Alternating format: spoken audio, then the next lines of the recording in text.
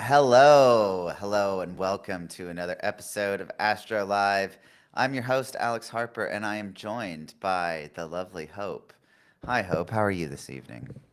Hi, I am doing very well. I'm super excited to not only go over Mamdani and his chart, but most importantly, to hear you give your synthesis on how you predicted correctly that Mamdani would win the New York City mayoral race. So, yeah, Yes, right. Because we're doing this episode in part because I think after the stream on Tuesday, you said to me that I had glossed over basically some of my reasoning, and you could tell, and you're like, yeah, "Oh, what does this mean?"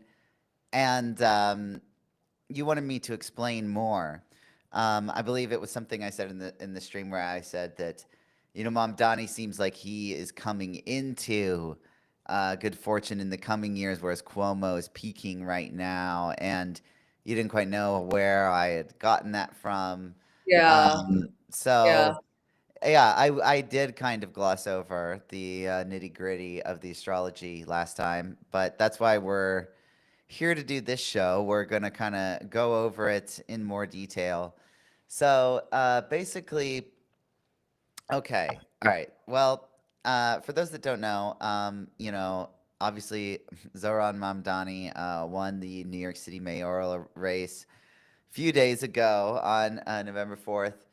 And I predicted that he would win using astrology. Now, a lot of other people were also predicting he would win, but I try and practice with these elections on a regular basis to see if I can predict them using astrology. And so we're gonna get into how I do it because there's various different ways of predicting the outcome of an election. There's people I know like S.J. Anderson and Gary Caton and other people, predict the national elections using the Aries and Libra ingresses and stuff like that. That's kind of the traditional mundane way of doing mundane astrology. Now, the way I do it is different. I apply natal astrology to the election, right? And so what I do is I get the natal charts of each of the participants in the election, and then try and see which chart is getting activated in a better way, right? And that's how I try and call these elections. It's like, all right, if I try and pretend mentally, all right, if both of these people are clients coming to me and they're saying, hey, I'm going to be in this election coming up. Am I going to win or not? Right? That's how I try and frame it for me mentally, doing this as an exercise.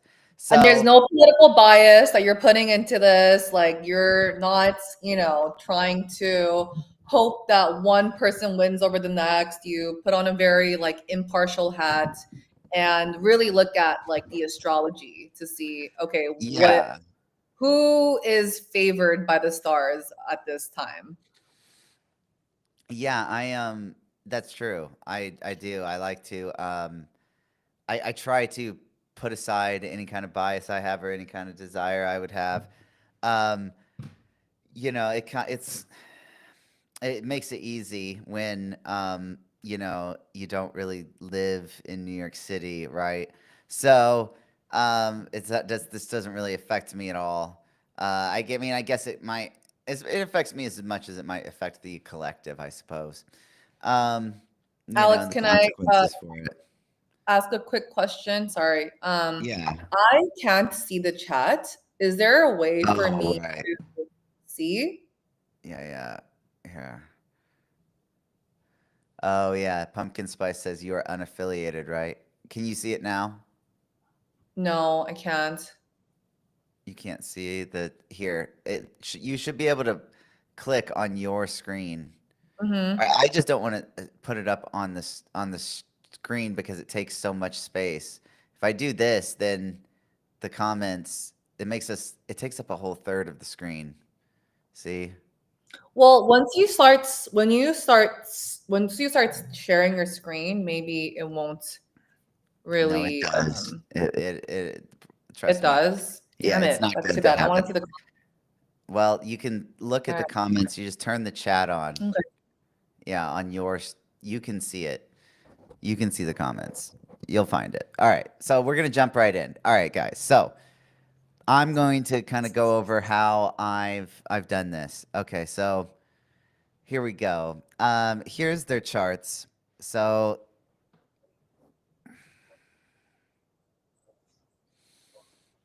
all right. Now, step one is with transits is that you got to determine there's actually you got to look at something else before you ever consider transits because the Mahadasha is going to tell you what transit you need to look at, right? When I was on the stream, I went through and I read off a bunch of different quotes of different transits that each of them were going through. And I was like, but these are lesser influences because they're not being activated by Mahadashas. So, what's a Mahadasha, right? Well, it's a Vedic Time Lord's technique, right? Like you may have heard of like, I don't know, zodiacal releasing or distribution through the bounds or Fidaria or whatever. This is, the kind of Vedic version of one of those kind of schemes. And it has to do with the nakshatra that the moon is in at the time of birth. Now, a nakshatra is one of the kind of 27 star signs of the Indic system, right? So, um, now in terms of the Mahadasha, um, Cuomo is in a Mercury Mahadasha right now, right? And we see for his planet, for his chart, Mercury's here. So this is Mercury is going to the Mercury transits. He's going to be kind of sensitized to. Also, Mercury's nakshatra lord, sidereally, is Ketu. So we're also the node transits are going to be important for Cuomo. Right now with Does Mamdani that is mean that eclipses would be something? yeah, yeah. I mean, the eclipses are going to be Does that mean that especially. eclipses are really more sensitive to those? You broke up there. You broke up there. I Oh my couldn't hear gosh. you. Yeah, sorry. I don't know what's going. Yeah, sorry. My connection is like being really weird. I don't know why. It's not snowing here. But I was just asking. So because K2 is activated, is he going to be more sensitive to eclipses?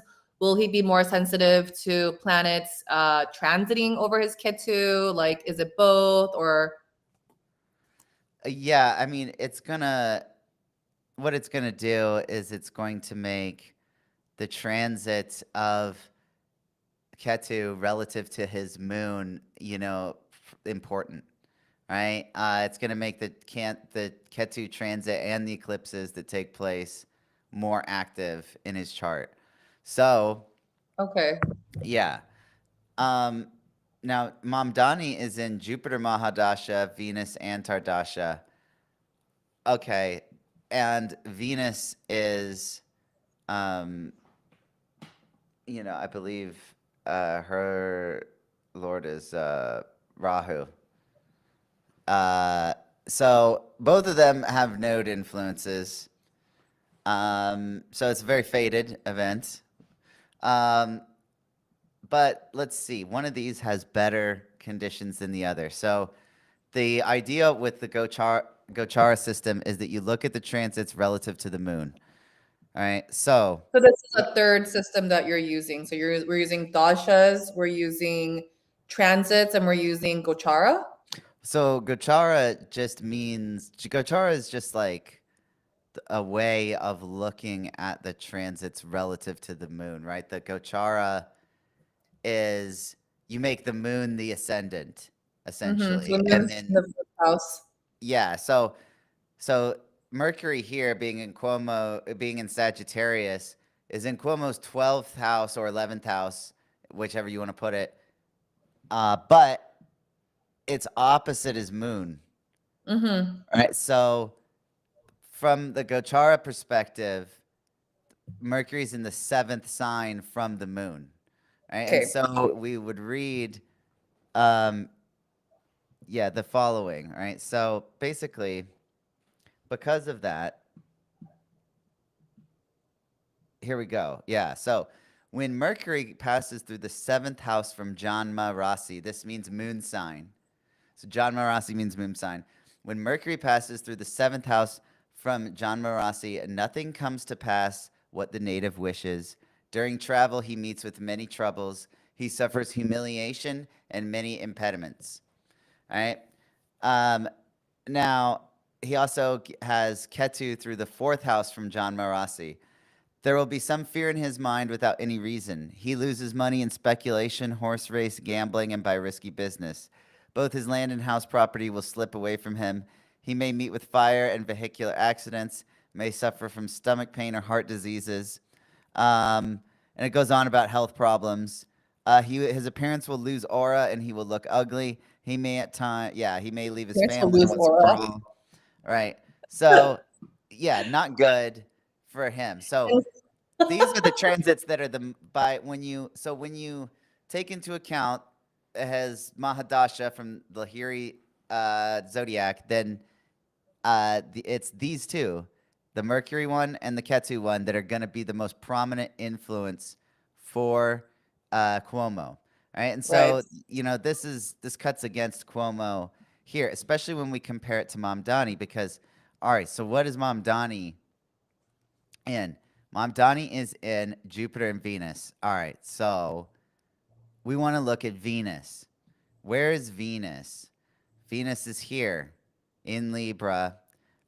Wait, Sidereal. Alex, sorry, hold on. Can we take a minute? So in Yeah. the last step, did you want to go over the second delineation that you had on the page? No, no. No? Okay. Okay.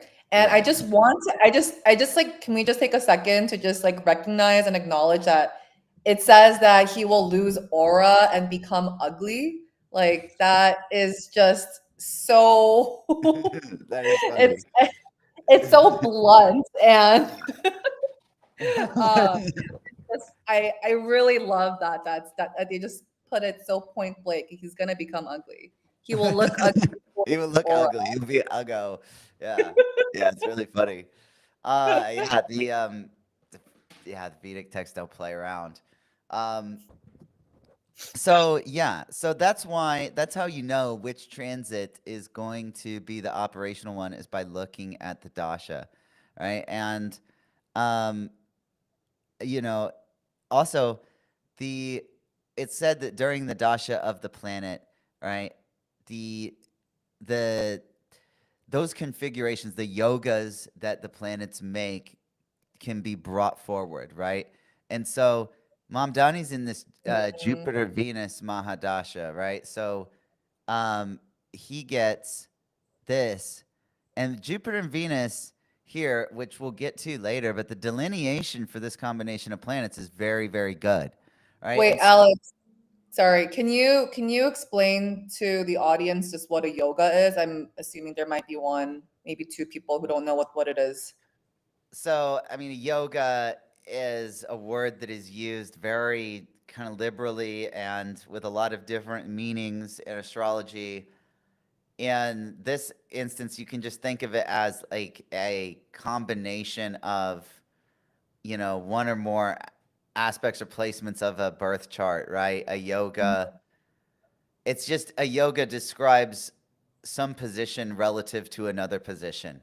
Right, Right. right. So a yoga can describe Jupiter and Venus together is a yoga, as is Jupiter and Venus, one on one side of the moon, one on the other side of the moon. That's a different type of yoga, right? Where the moon splits the two planets. It can be any number of combinations, right? But basically, a yoga is combination of two different points or placements in a chart.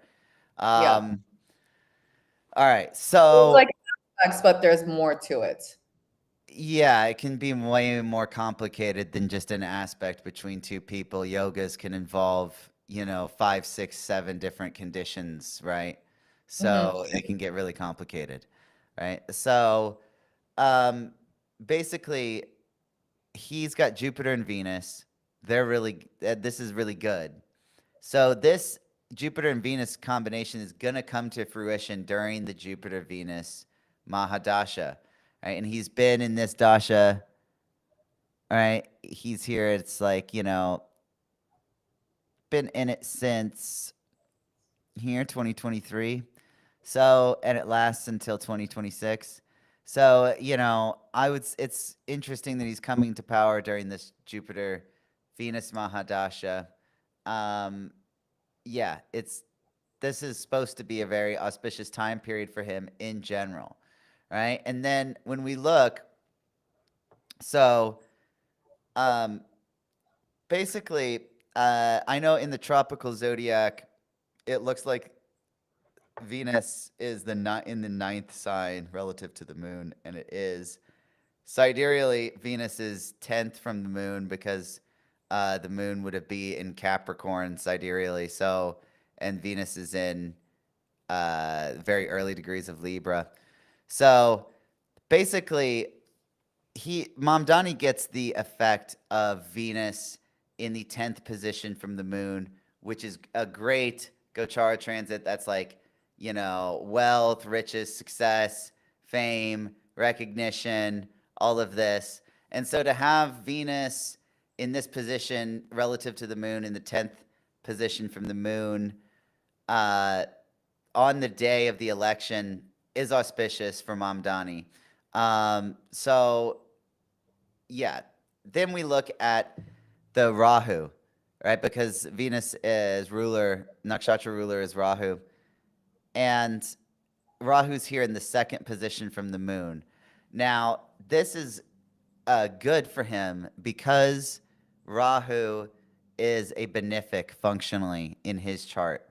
So the reason why is that Rahu is here in Sagittarius, the second half of Sagittarius sidereally, at 19 degrees 50 minutes Sagittarius. That's where his Rahu is.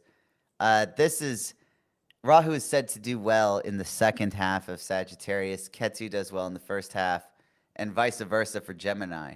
So he has a benefic Rahu. Also, the nodes in the 6th and 12th, Rahu in the 6th, Ketu in the 12th, is not bad.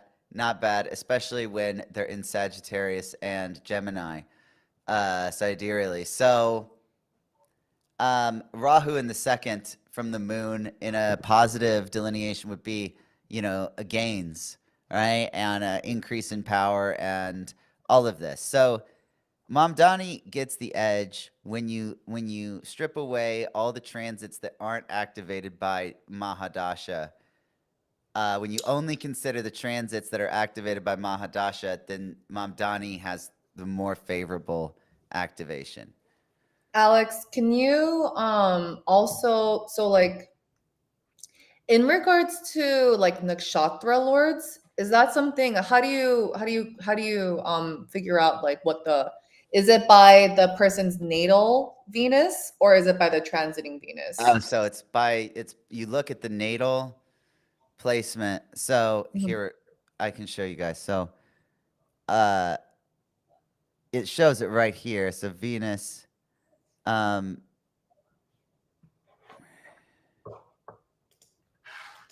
guess Venus is in his chart is just ruled by Venus. Apologies, I thought it was ruled by Rahu.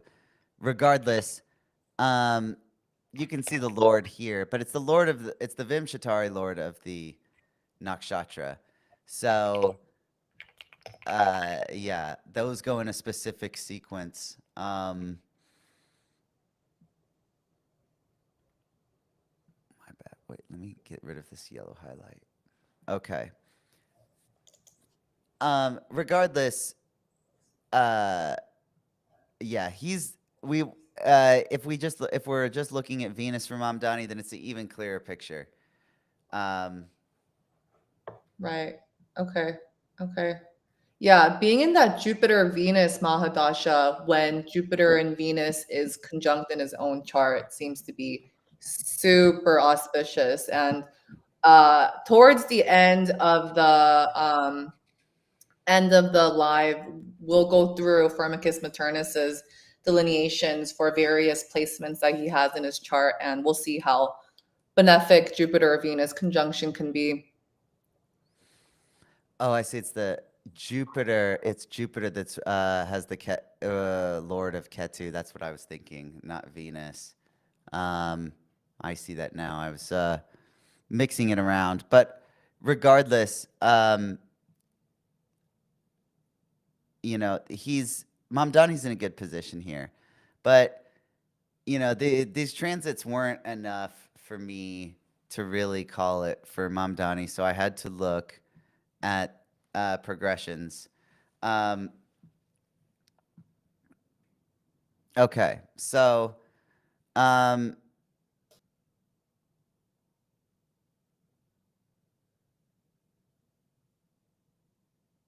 all right.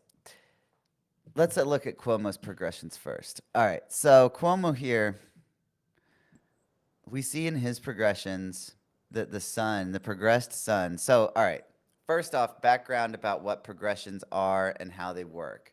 Okay, so secondary progressions are a timing technique. What they do is they basically start when you're born, and for every year of real time that passes, one day in this chart goes by, right? Mm-hmm. And based on what is happening in the chart, you can see events, right? So that we use this for timing. Now we see that the sun here, which is one of the things in a progress chart that we would look at as a timing indicator for its aspects, that it is getting ready to perfect a sextile to Saturn, right? So we see it's less than 20-degree arc minutes from perfecting that sextile, the sun is. And so Mm-hmm. that's going to activate his natal Saturn-Sun conjunction, right? And it's going to bring forward the promise of it, right? And so the fact that this aspect is perfecting right now means that the energy is peaking right now, right? So this is it. This is his moment, right? Versus, let's look at what the sun is doing in Mamdani's chart, progress chart. So in Mamdani's progress chart, the sun is here at 28 degrees Scorpio.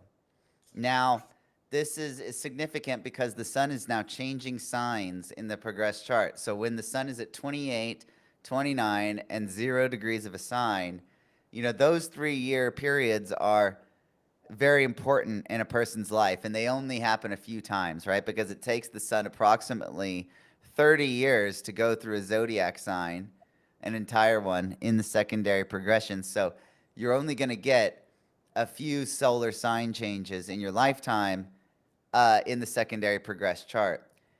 And now his is at 20. Now his is in 28. The first year that it gets activated, because it'll be active again next year when it's at 29 degrees Scorpio, and again the year after that when it's at 0 degrees Sagittarius. So we see Mamdani still has room to climb, right? We also see that his moon, his progressed moon, is still waxing and is going to create a full moon sometime next year in the progressed chart. Mm-hmm. All right, and so Mamdani is still on the rise. All right, and now now I've seen people in the comments saying, "Are these techniques Vedic?" Uh, so yeah, I am mixing and matching sidereal Vedic astrology and tropical, uh, modern tropical astrology.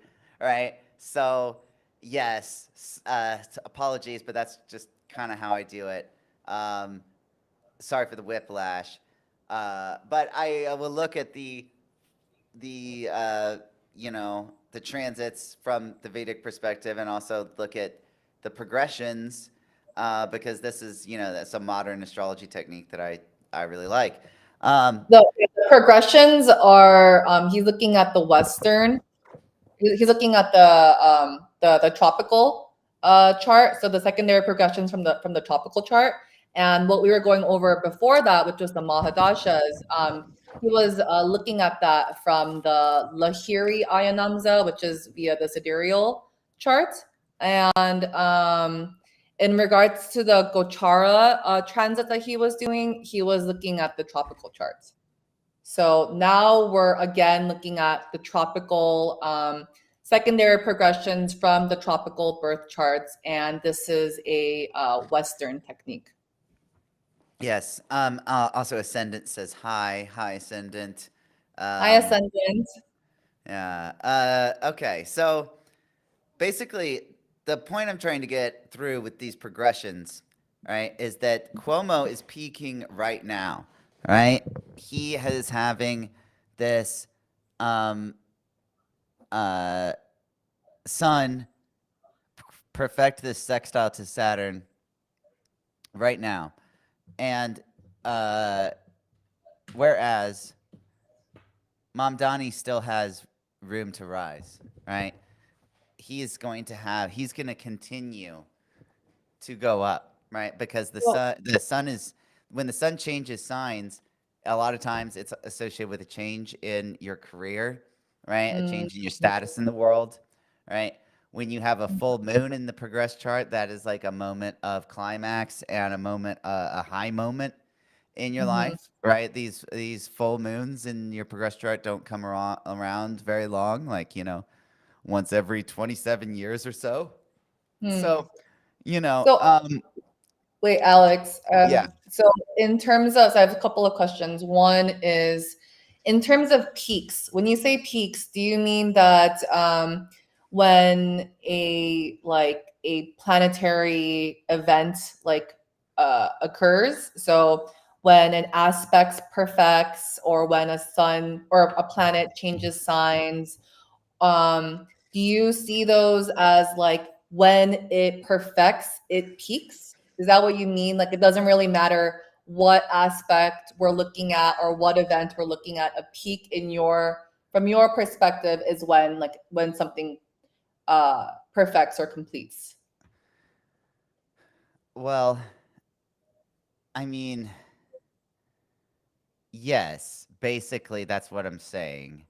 Um, the important thing to remember is that you don't want the events to happen while during the peak. You don't want it to be too early, right? Like you know what I'm saying. Explain that. You know where I'm going with Yeah, that.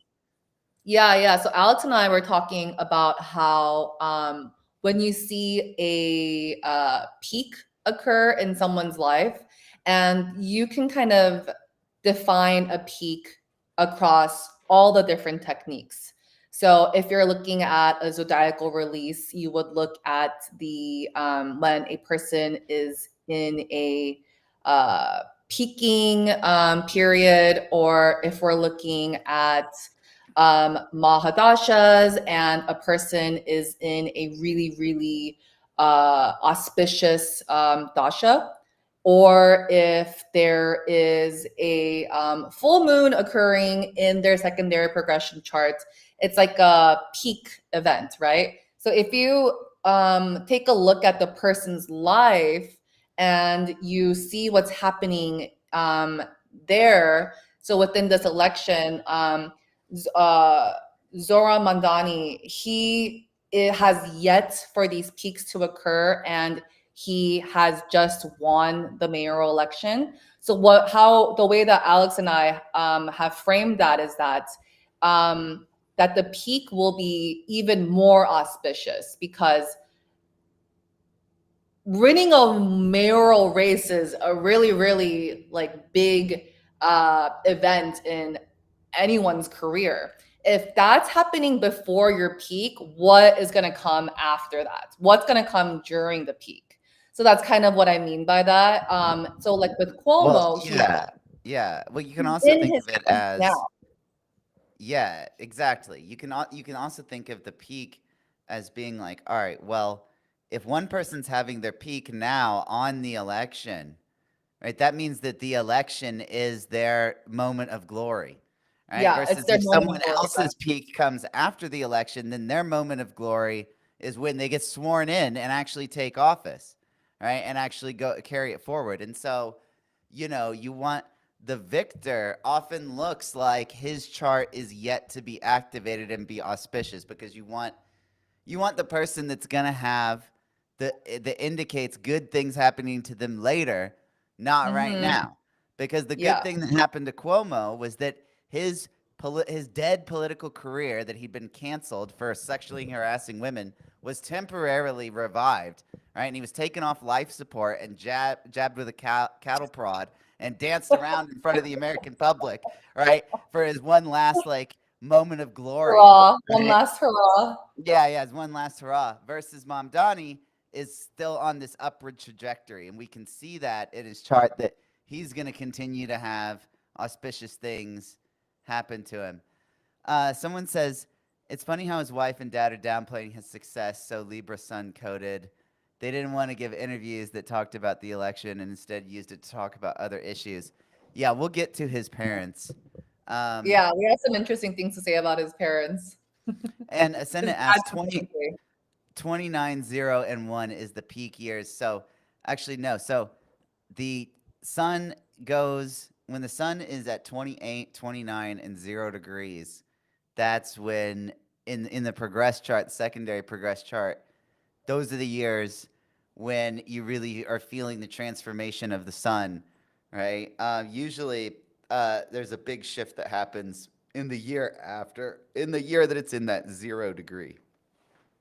Um, but it really happens at any point during those 3 years. You got to look at the transits to see, or other timing techniques to see when exactly the period is. The secondary progressions are more of a larger time scale, like years look at things. Like the secondary progressions can give you the range of a couple of years. In order to get more specific than that, you got to look at other things. Um, yeah. So someone says it's a.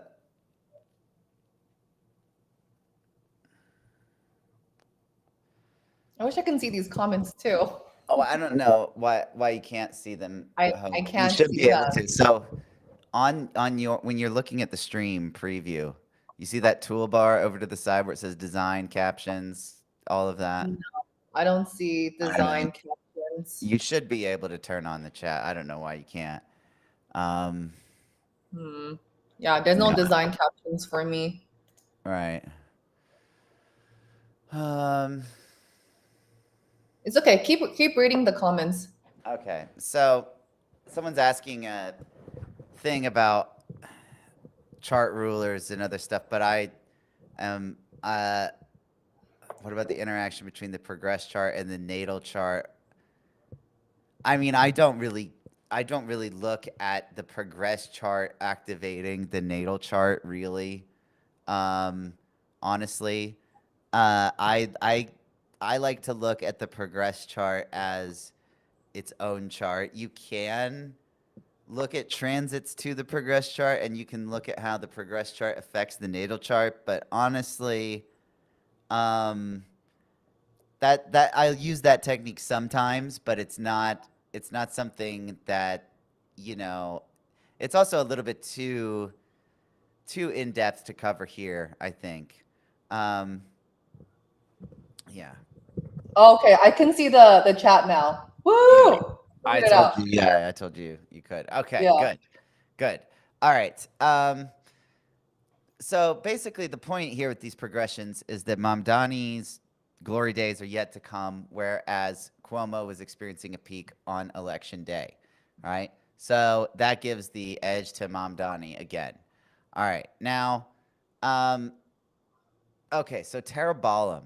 This was really what cinched it for me with Mamdani, right? So this is another Vedic technique, but it doesn't matter what zodiac you use, you can still apply it to uh, the the chart, right? So it's based on the distance between the transit moon and the natal moon, right? And it's based on how many nakshatras are in between these positions, right? And so, Well, to um, be more specific, it's not just by nakshatras. You have to also consider the padas.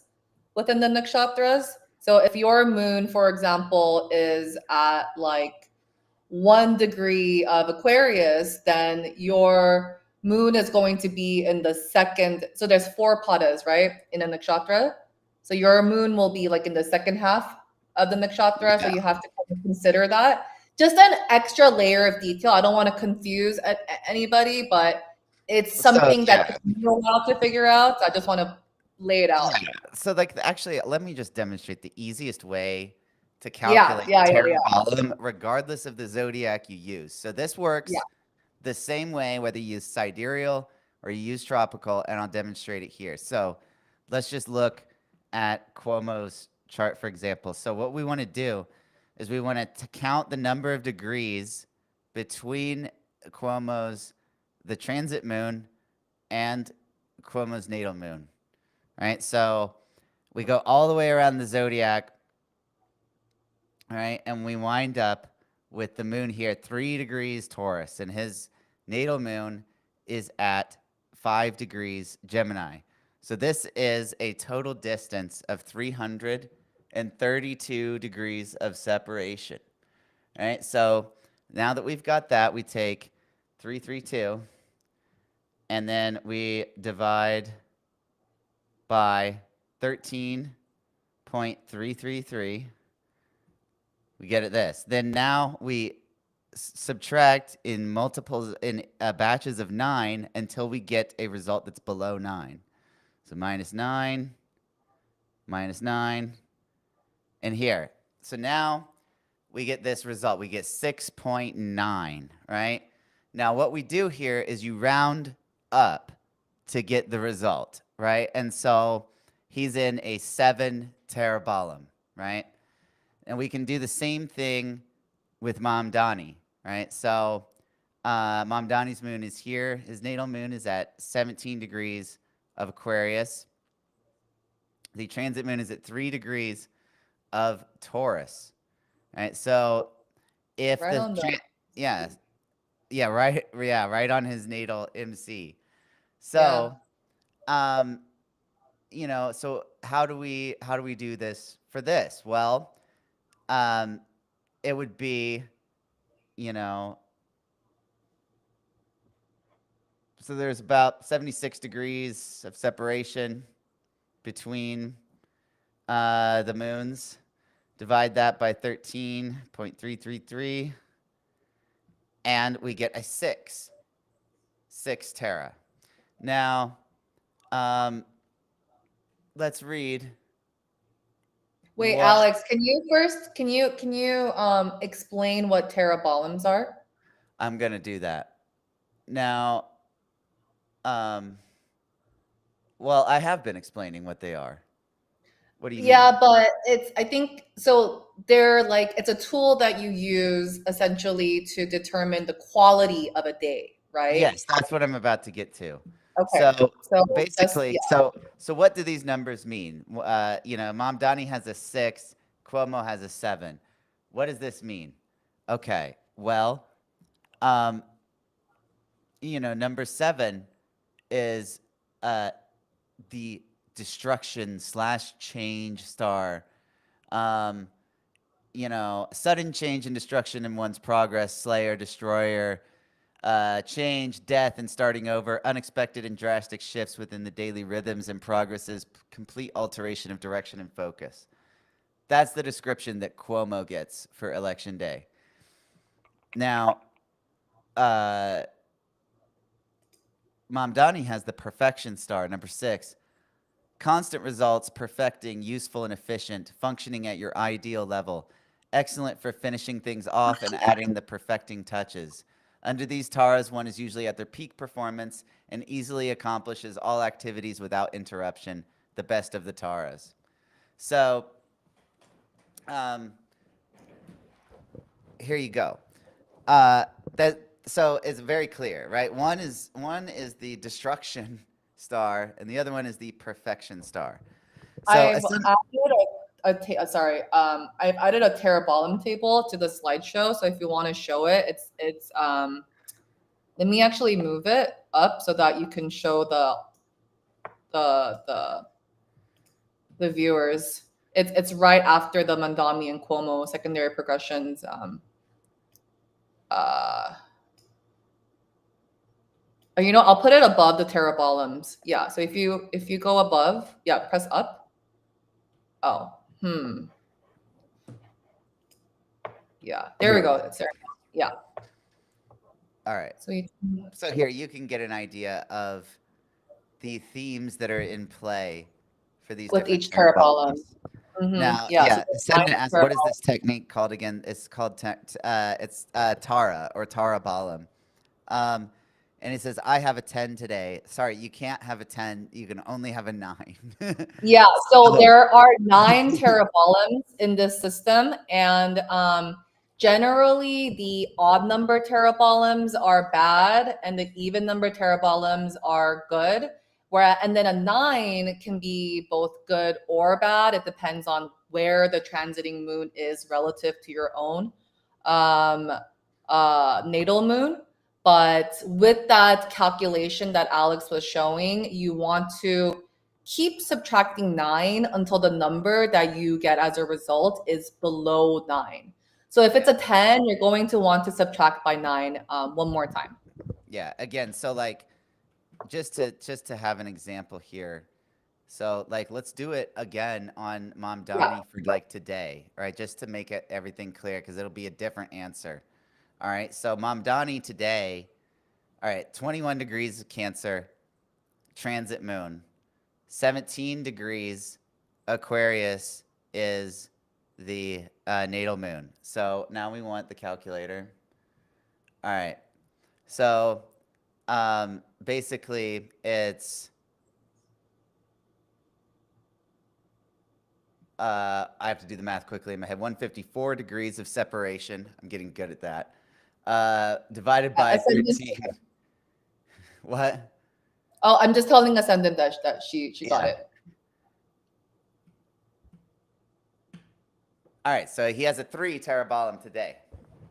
All right. Does that see everyone see how I got that, right? So you take 154, divide by 13.333, which is the number of degrees in a nakshatra, or like that's the ratio when you convert everything to 360.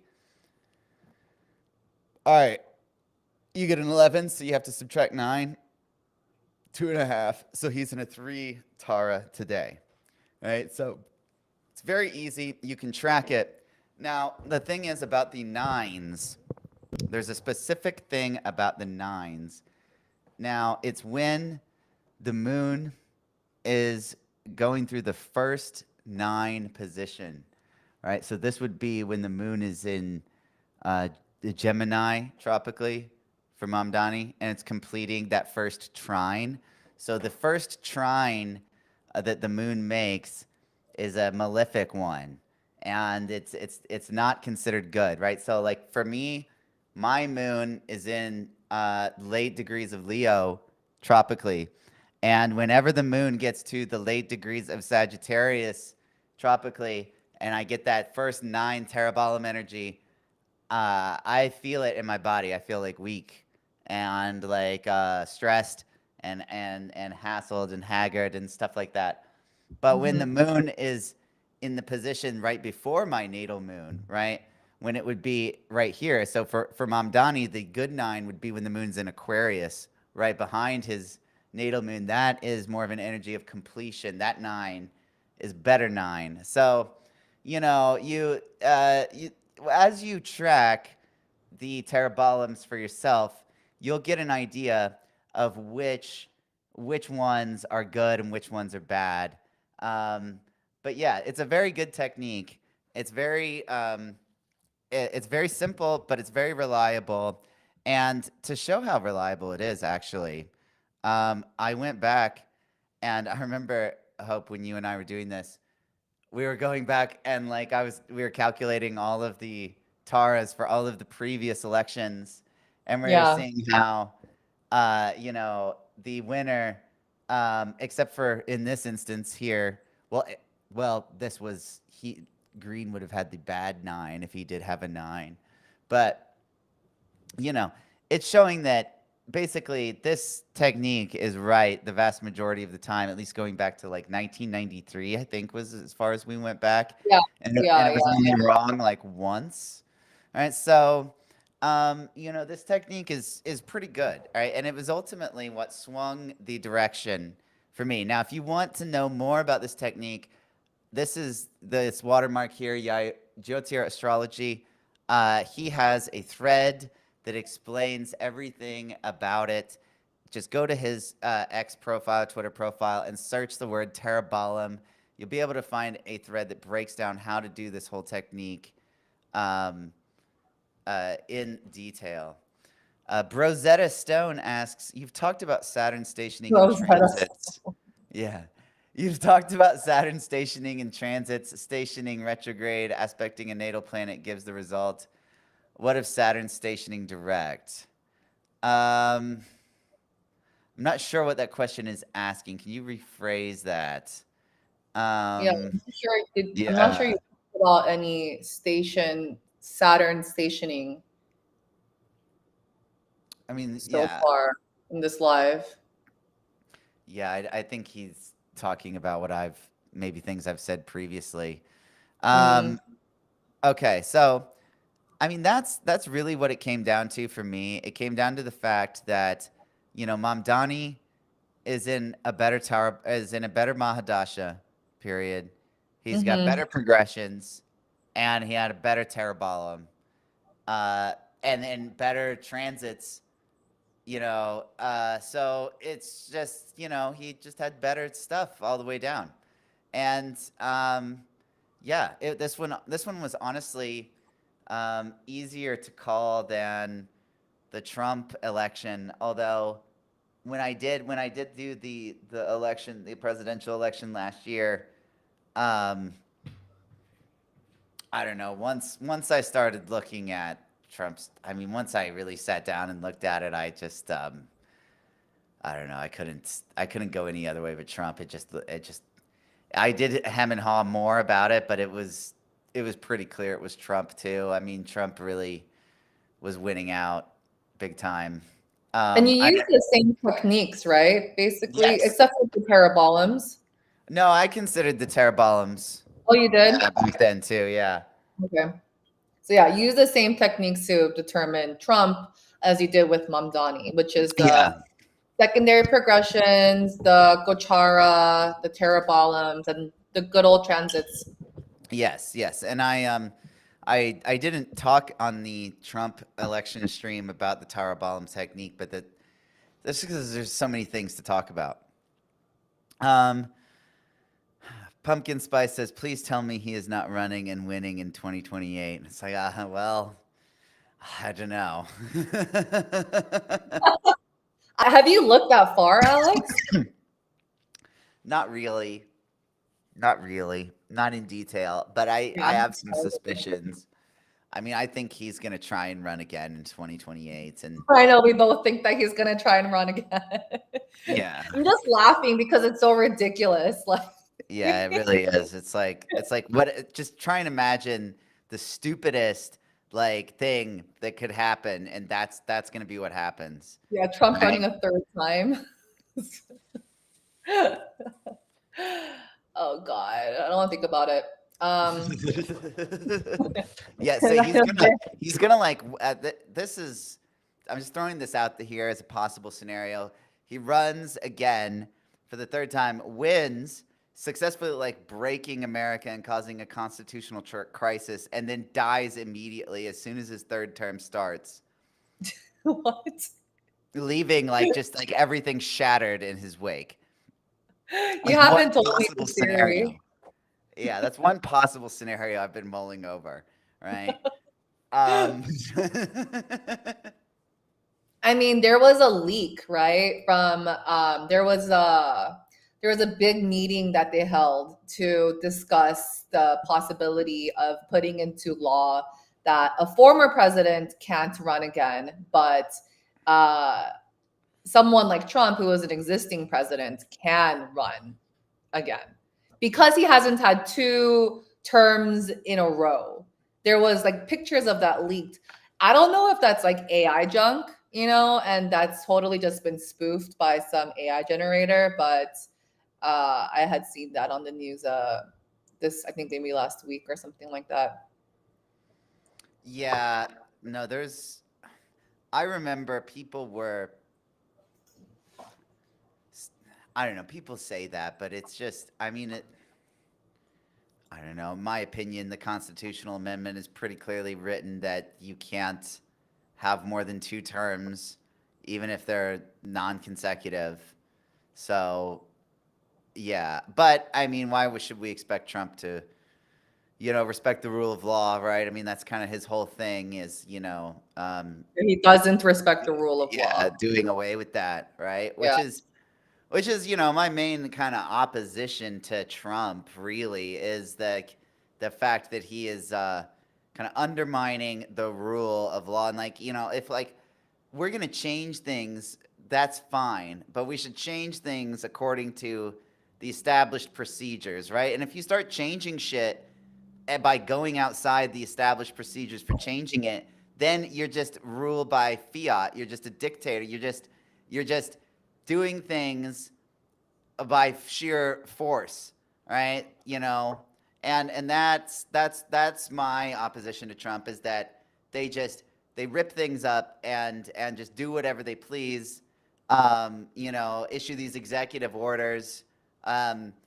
Do these unilateral actions. Now, this has been something that has been getting worse and worse and worse for decades, right? I mean, this has been getting worse since Eisenhower, since World War II. It's been getting worse, right? With these executive orders and all of this stuff. I mean, World War II, we saw the executive orders abused to create the Japanese internment camps and stuff like this, right? And the expansion of executive power just periodically gets abused and expanded, right? And we've seen it this steady pattern ever since Bush and then Obama, Trump.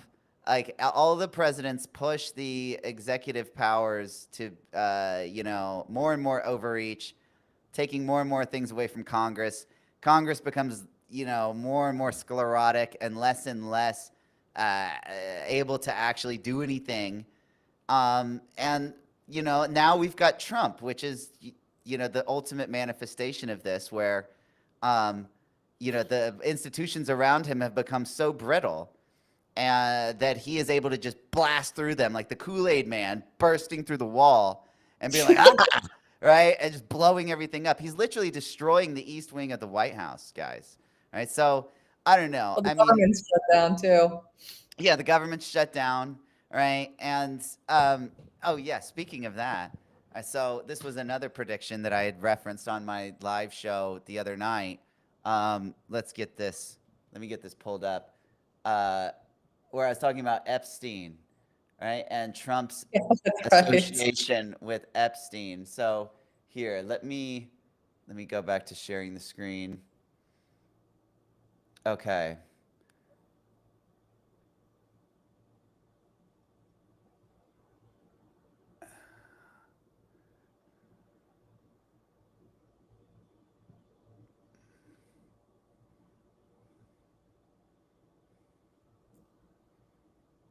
All right, here we go. Yeah, I said government is still shut down because if they opened it, then this would come to light. New Epstein bombshell report might keep House out of session through the end of next year, GOP rep says. And here I've been predicting for a while that around this time there would be more revelations about Maxwell and Epstein and Trump. And we've had emails come out about her, the new prison conditions that she has and how they're so great. Hmm. So, there's basically more going on. I think we're going to get more of that. There's going to be more revelations about Trump and Epstein, and yeah, it's going to be an almighty clusterfuck. Yeah, because didn't you predict that we would get some sort of news in regards to the whole Epstein, Ghislaine Maxwell situation prior to during November 10th? And it came out a couple days before that, right? Yeah, yeah, yeah. I mean, I said really that to the end of this month is like the window, right? So I think there could still be more developments coming forward. Mm-hmm. Um, but yeah, Mm-hmm. By the way, so Ascendant asked a good question. Do you apply the Terrabalum to the natal chart, or can you also do it to your solar return moon? just do it to the natal moon. Don't do it to the solar return moon. Yeah. Yeah, keep it Uh, simple. as she says, when will he get his karma? Like, why doesn't Saturn or Jupiter punish him? Well, so here's the thing, right? Is that what if it's Trump's karma to serve all of us our karma, right? What if Trump is this like, little karma delivery platform where it's like, all right, all you guys, here's you get what you deserve now, right? Like maybe Trump is America's reckoning and how and how irresponsible we've been and how many all these foreign wars and American adventurism and in the third world and the Near East and all of this is now all our chickens are now coming home to roost in the form of Trump. And now, all of these countries that we've hollowed out and turned into banana republics and shams, now our own country is getting hollowed out and turned into a sham banana republic. Right? And so, maybe Trump is America's collective karma, right? Yeah, it's a theory. I haven't heard someone say it before. It's a new one. Really? That's what I've been thinking these past 8 years. Never heard someone. I'm not being sarcastic. You know, I don't know how to be sarcastic. I've literally heard. It's crazy because you and we talk at hours at length, like every day, and I haven't heard you tell me this theory out of all the things that we've talked about. It's crazy. All right. Well, do you need to?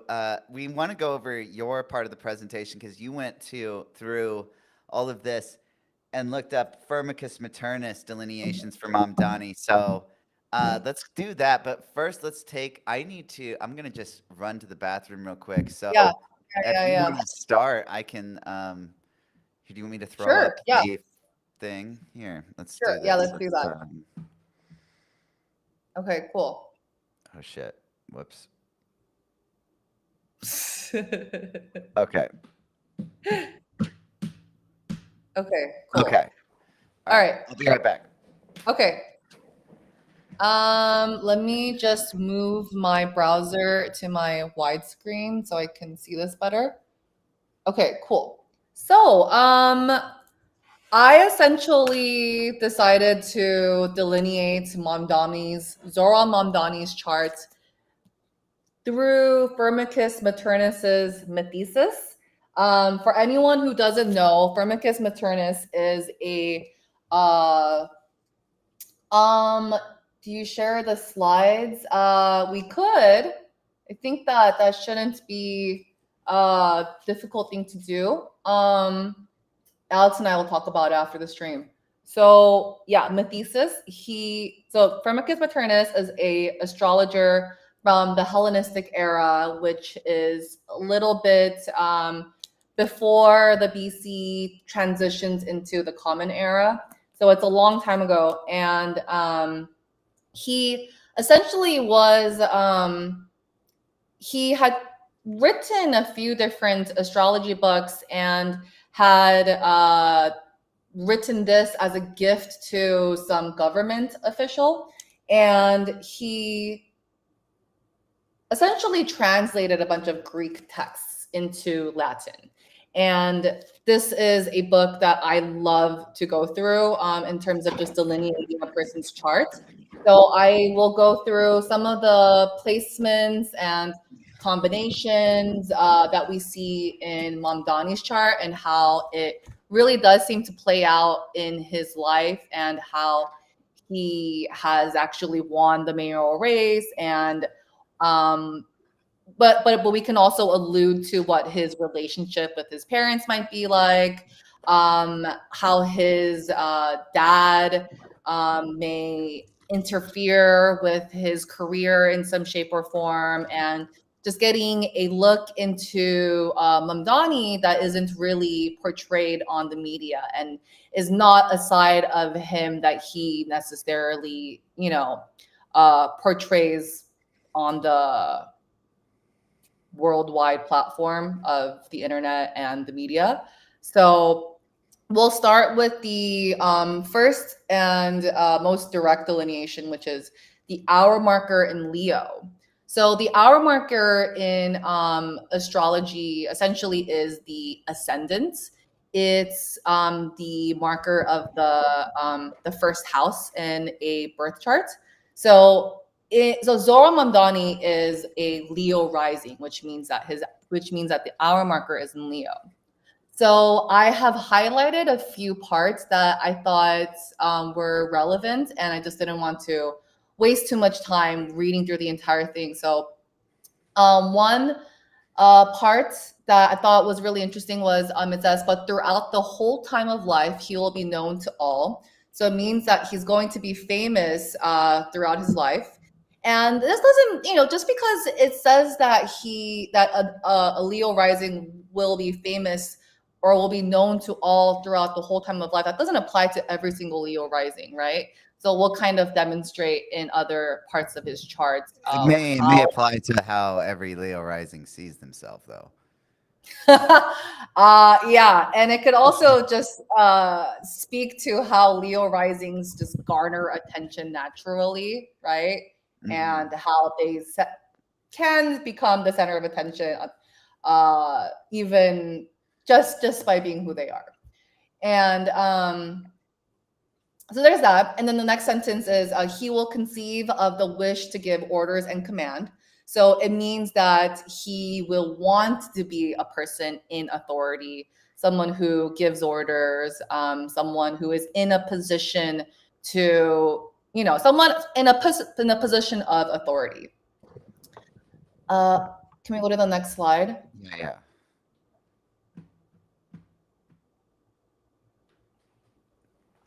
So this is a continuation of that delineation. So if the midheaven were found in Taurus, he will contract a marriage with a widow, or and then he goes on to kind of give different types of scenarios of what kinds of people he may marry. But the one that seemed most relevant to Mamdani is that he will contract marriage with a subject woman and of a servile condition. So this could generally mean a woman who is under, who is essentially like in some sort of a position where she is less than in regards to, it could be within society, it could be within her social strata, but it's someone who is subjugated against in some shape or form. So Zora Mamdani's wife is a illustrator, and while she was born in the United States, she lived in the Arabic countries around the Persian Sea throughout her childhood and her teen years, I believe. I could be wrong about that exact detail, but she essentially grew up in the United Arab Emirates, and women aren't really treated well in that region of the world. They tend to have less rights. And Alex, do you want to chime in here in terms of what that's like? I mean, you could say that, perhaps women have fewer rights in, the Gulf countries than they do in a place like America. But on the other hand, if you have enough money in those countries, that seems to be really what matters. So I don't know. Perhaps that fits, perhaps that doesn't fit. But the one that you highlighted that I really liked was one who is struck with public infamy. Well, because before we move off of that, the reason why I highlighted that it's relevant, it's because as an illustrator, she talks about how she draws a lot of inspiration from her childhood and her time living in yeah, exactly, from living in that part of the world. And so it plays a big role in her career, in her public image, and I believe she has a public voice and a wide-reaching opinion on women's rights and social rights because she herself had experienced a lot of subjugation. So that's why I had. Yeah, no, that's a good point to make. I don't want to gloss over that. No, That it's okay. is, Yeah. yeah, very important. Um, I think that, perhaps more recently, she's been illustrated as public infamy because a lot of people now are attacking her, using her to attack Mom Donnie, and even it's been a thing on Twitter over the past few days to just like rag on her looks, even, which is pretty kind of uncalled for, but whatever. It's Twitter; they'll do what they want to do. Yeah, and shout out to Pumpkin Spice for calling this out earlier today. I didn't know this, Alex. You did, but that's actually because of you that I highlighted that part. So thanks for that. Yeah, And while we're talking about the comments, Rosetta Stone says on the topic of collective karma of the U.S., the Pluto opposition of the day Pearl Harbor happened is nearing its end. Pluto is at 1 Leo on the oh U.S. wow, node slash Rahu. America's real ascension to power is in a way being undone. Yeah, yeah. So, as that's a we good know, with point. the Pluto cycle, the empires come to be when Pluto is in Leo, and the empires fall when Pluto is in Aquarius. So, yeah, that's a very interesting thing to look at. All right, you want to Yeah, go forward to the next one, or yeah, what? yeah, and You just want to add just just something a to that? comment. Yeah, yeah, just that. And on the topic of collective karma, it is like we're all, suffering from that from that period of world history. So yeah, that's a good comment. Yes.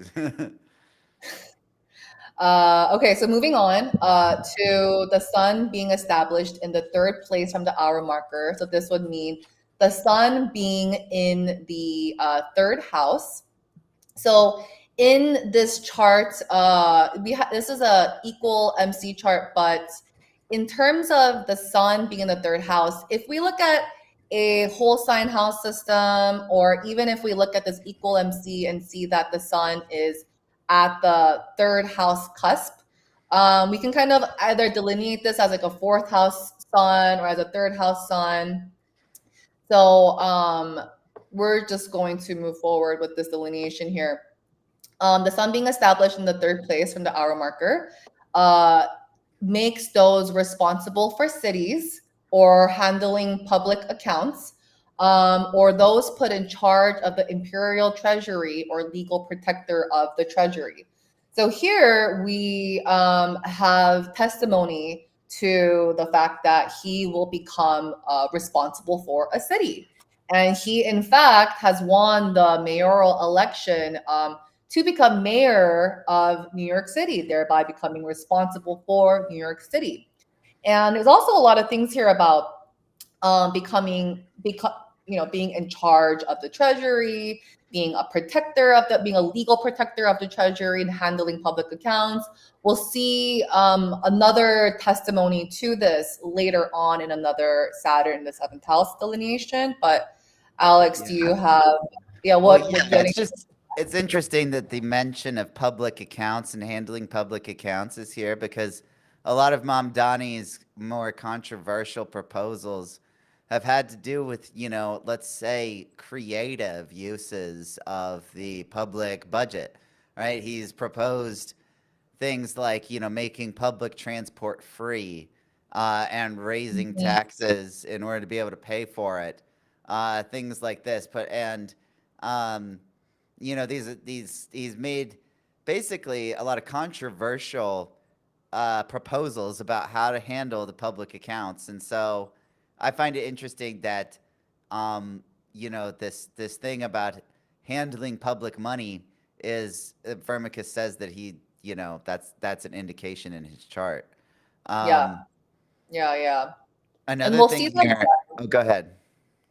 Oh no, sorry. I was just saying that we're gonna see that again in another delineation that we're going to read. Yeah.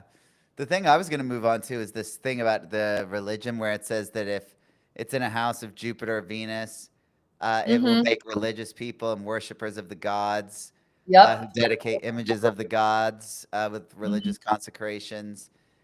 So he has made himself outwardly religious. He's outed himself as a Muslim. All right. So that's part of his public persona. Yeah. Um, Yeah. It was a big point that he made on his like campaign for mayor was that he was a Muslim, he was an immigrant, and he is loud and proud about it. So there you go, this delineation. Ascendant says, I just noticed how cute it is that you guys have black and white aesthetics going on. Oh, thank you. I Yeah. don't think that was intentional though, was it? No.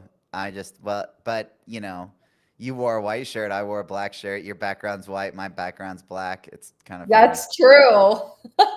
We do often talk about how we're like yin and yang. So, um, but yeah. Um, so last but not least, I also highlighted here Saturn or Mars conjoined with him by some ring. So and therefore follows a delineation. But just before moving on to that, you will see that uh, Sun is square Saturn. The the the screenshots covering the charts, but you Right. guys can take note. Yeah.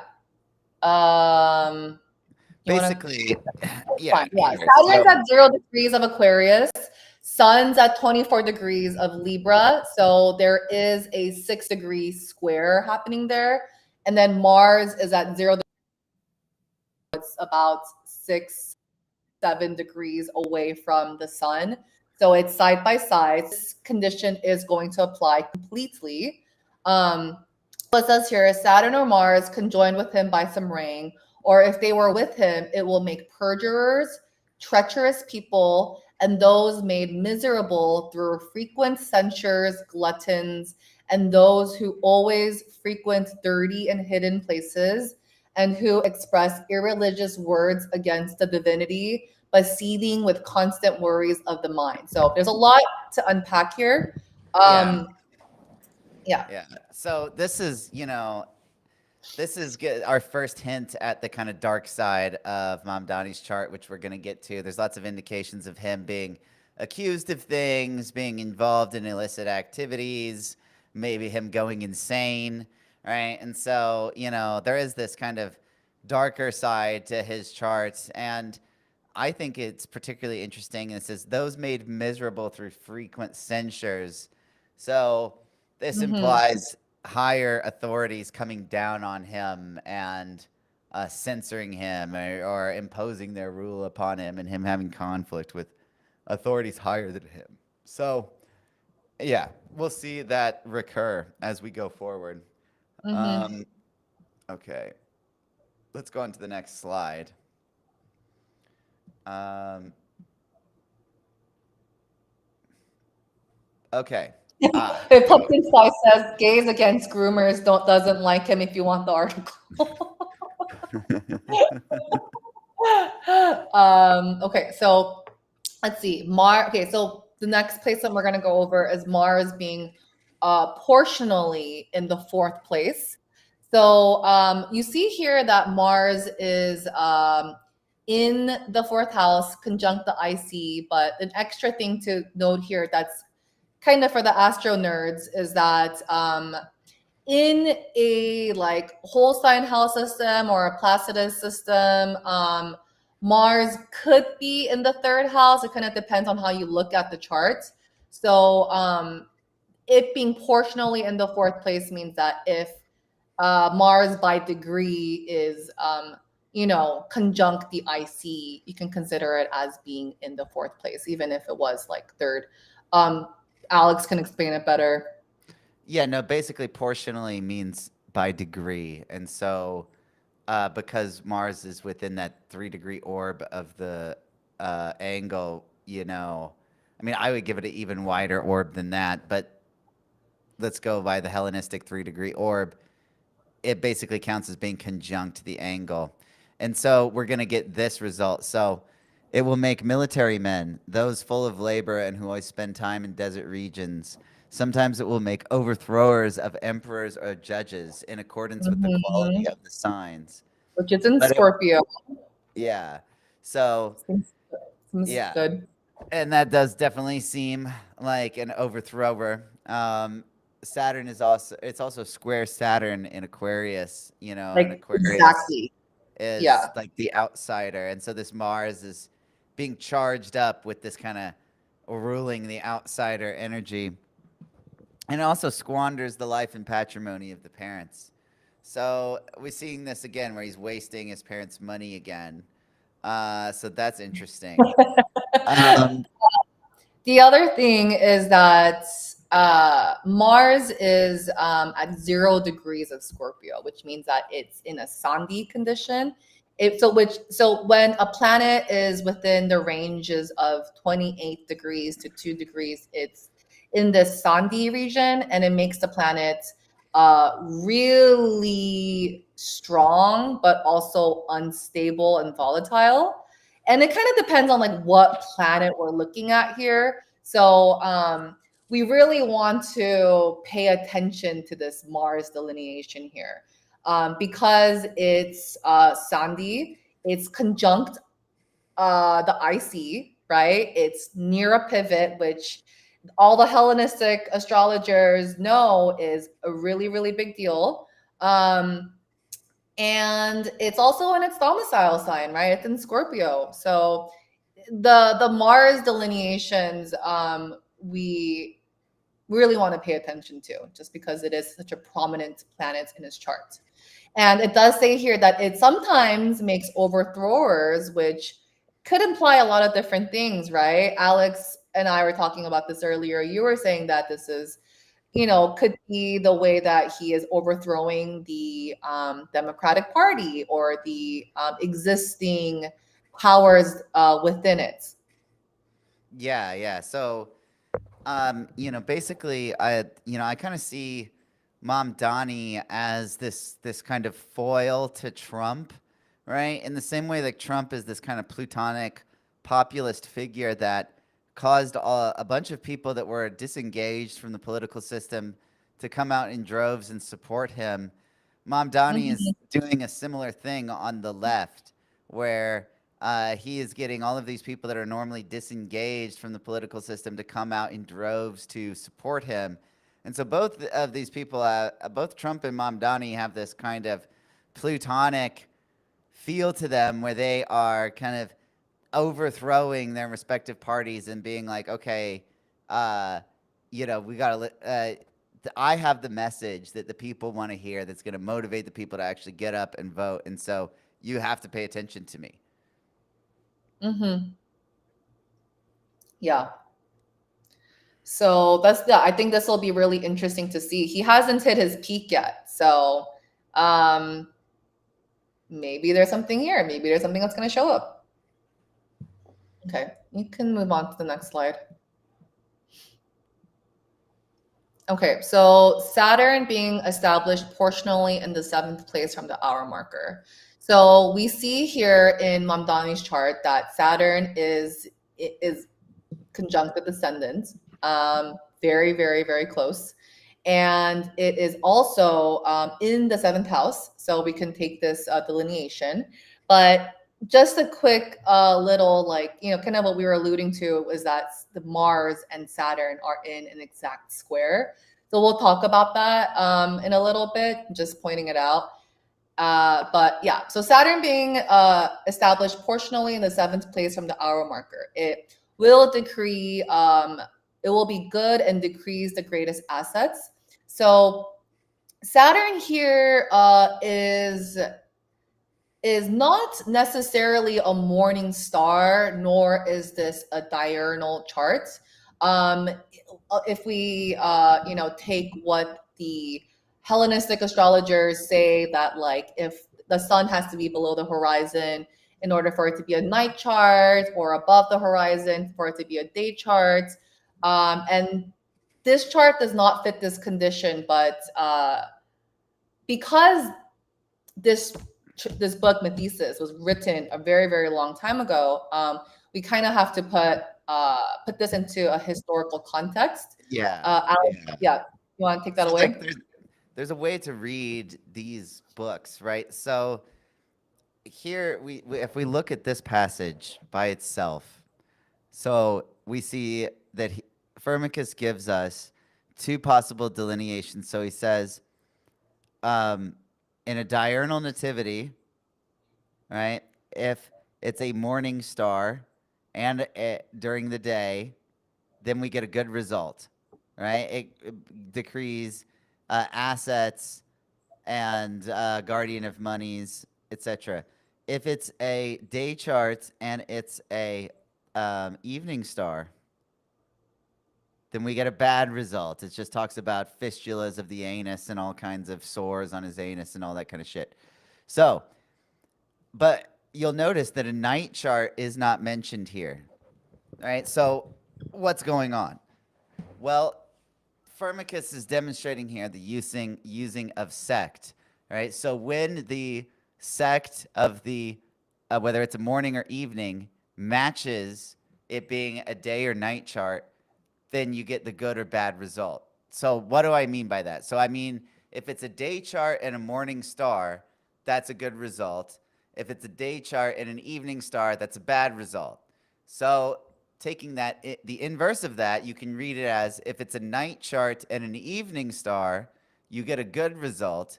If it's a night chart and a morning star, you get a bad result, right? Hmm. Because you want the morning or evening designation of the star to match up with the sect of the chart, right? And so here he's just left that out. He hasn't. It's just implicit that it's vice versa, right? And so you can read this as giving the same good result for the first one because Saturn is an evening star in a night chart. So the fact that it's morning or evening matches with the sect of the chart. I hope that makes sense. That's a little bit convoluted, but that's these old texts are convoluted. Yeah. And just as an additional detail, a morning star would be a planet that rises before the sun. So in a birth chart, it would be the planet relative to the sun that would be like. So how do I say this? In this chart, for example, Saturn would rise after the sun. So if you were to like think about like the sun, the planets rising above the ascendant, um, the sun would have risen first. Yeah, here we can demonstrate this. So looking at the chart here, we see the sun is like setting, right? And then here Jupiter is going to rise before the sun. So here Jupiter is passed above the ascendant here. So it's a So morning star. Jupiter is a morning star right now, right? Because it's rising above the ascendant before the sun, Hmm. right? You see how that is now. Uh, the thing about now the other one Evening star. is evening stars. If we go around to the next day, we see that the sun's set and Saturn is rising. So Saturn's an evening star. So is Mercury and Mars, right? Because it's going to set after the sun. Yeah, because they set after the sun. Right, so that's Yeah. morning stars and evening stars. Yeah. All right, let's Okay. go back to the slideshow.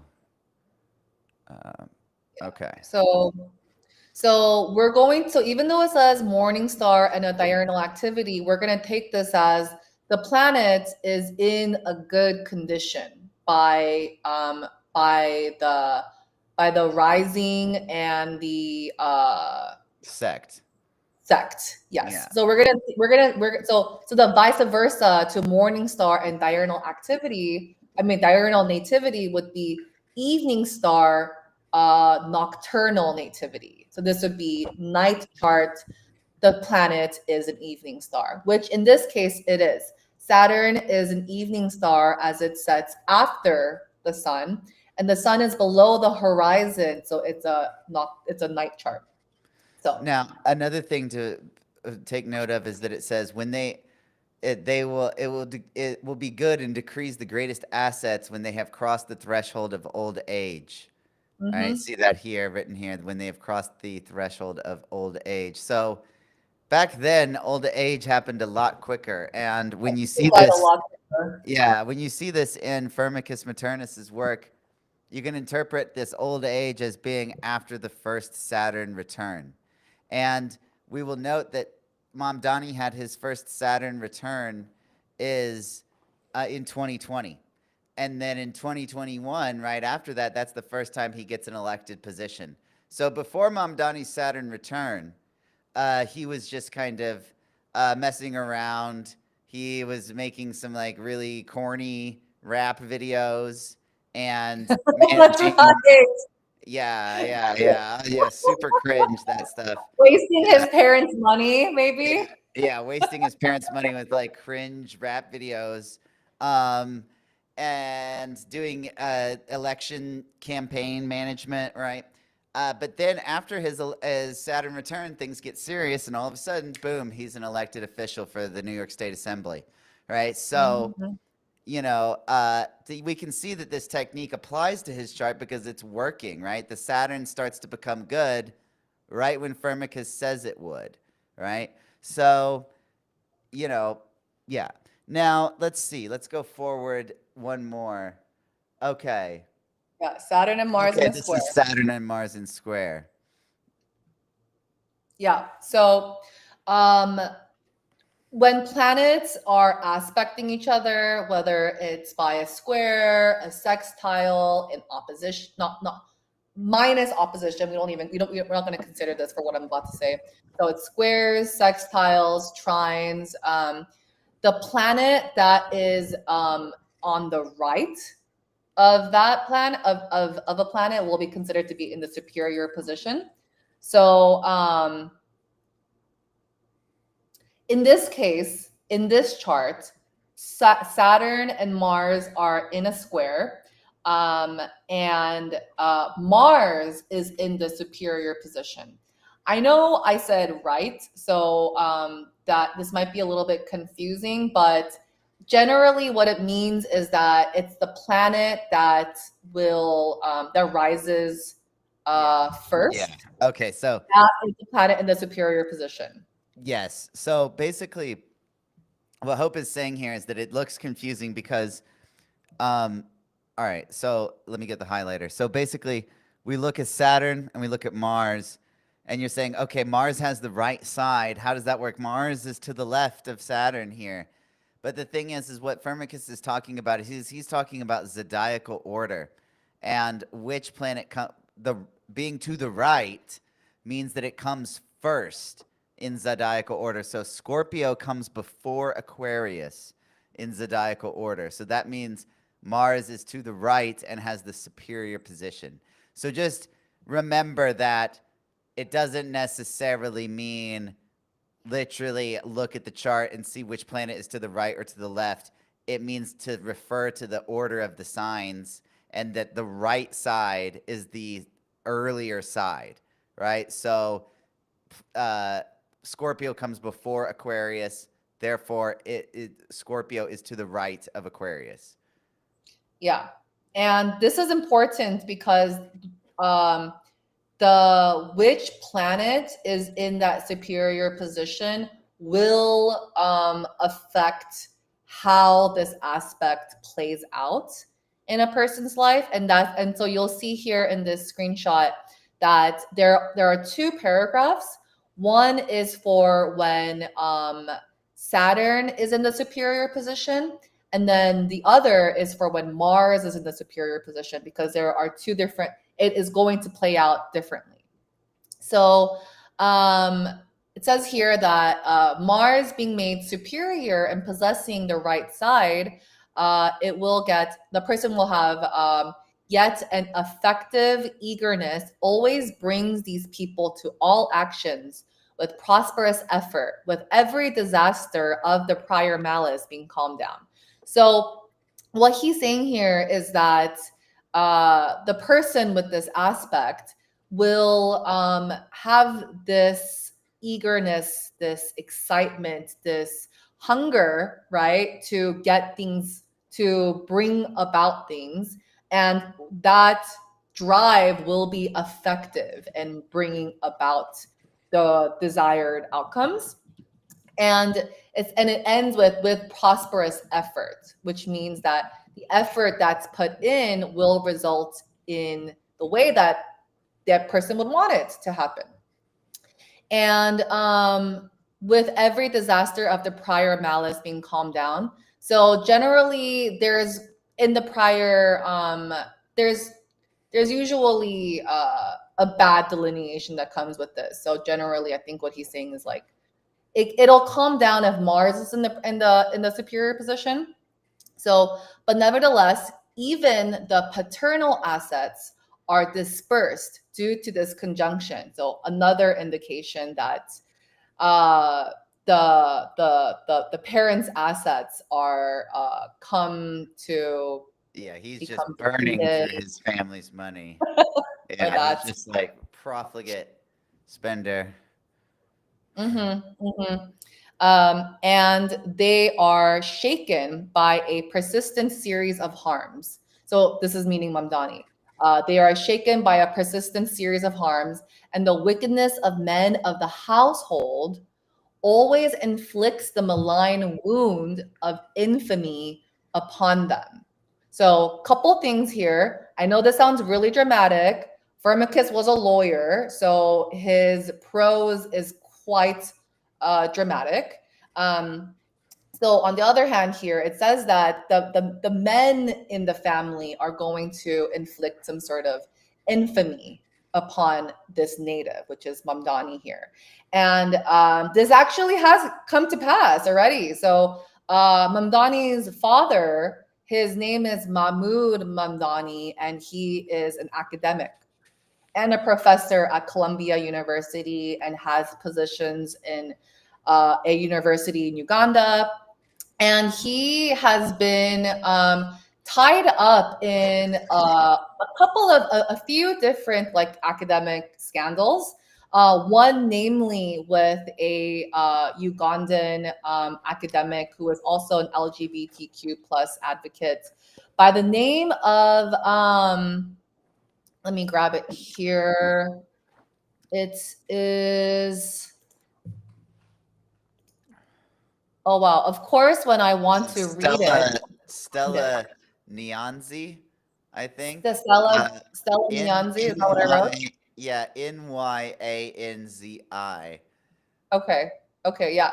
So she was a she essentially alleged that uh Mamdani's dad, whose also name is Mamdani, that he had essentially I had written it down. Yeah, you can't find it. It's very so basically this is what you wrote.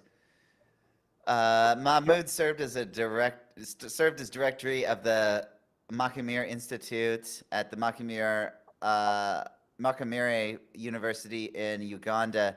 And in 2016, a Ugandan academic and LGBTQ rights activist alleged that Mahmoud Mandani locked her out of her office, Right. withheld That's her so crazy. withheld her salary and prevented her from teaching a course on queer African studies while publicly Mhm. misrepresenting her work as an attempt to teach homosexuality to students, which is a dangerous claim in Uganda as same sex relationships are criminalized.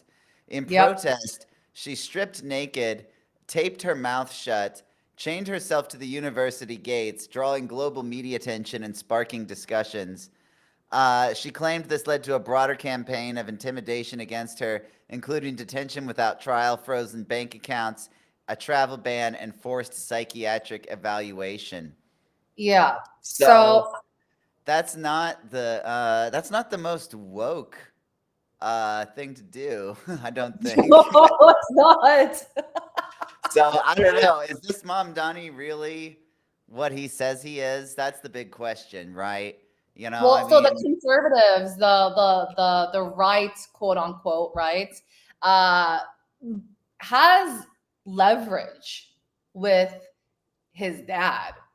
has leveraged to make Zohran Mamdani look uh, unreliable, make him look like a fraud, make him look like someone who comes from a bad background. They could use this against him, and it's comes from the father, which is the men of the household. Yeah. And one other thing is that the conservative critics have also framed uh, his father's political philosophy. So his dad Yes. essentially holds Yes. this like post-colonial philosophy that like we should reimagine our national boundaries, and he advocates for the deconstruction of nation states. And conservative critics use this against Zohran Mamdani during the political race. Yeah, well, what is someone that advocates for the deconstruction of nation states? I mean, the right's going to say, "Oh, they're the globalists, right?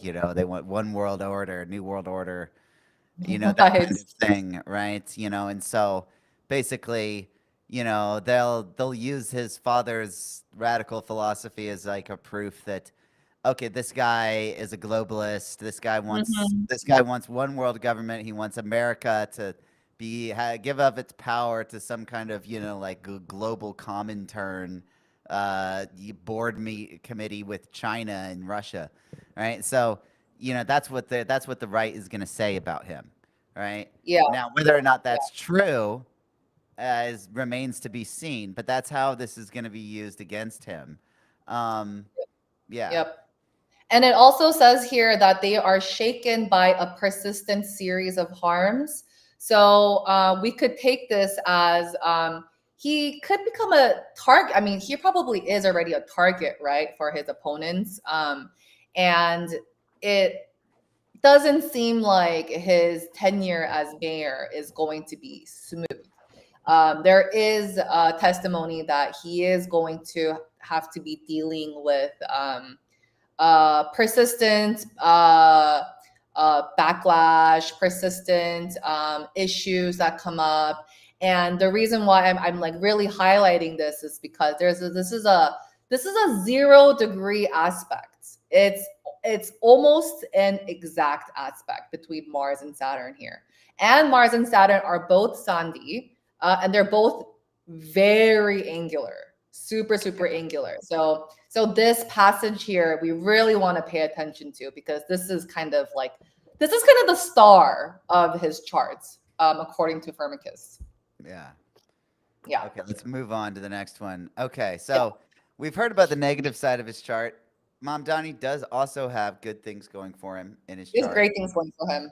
Yeah, this is one of them, which is the Jupiter and Venus conjunction down here in Virgo.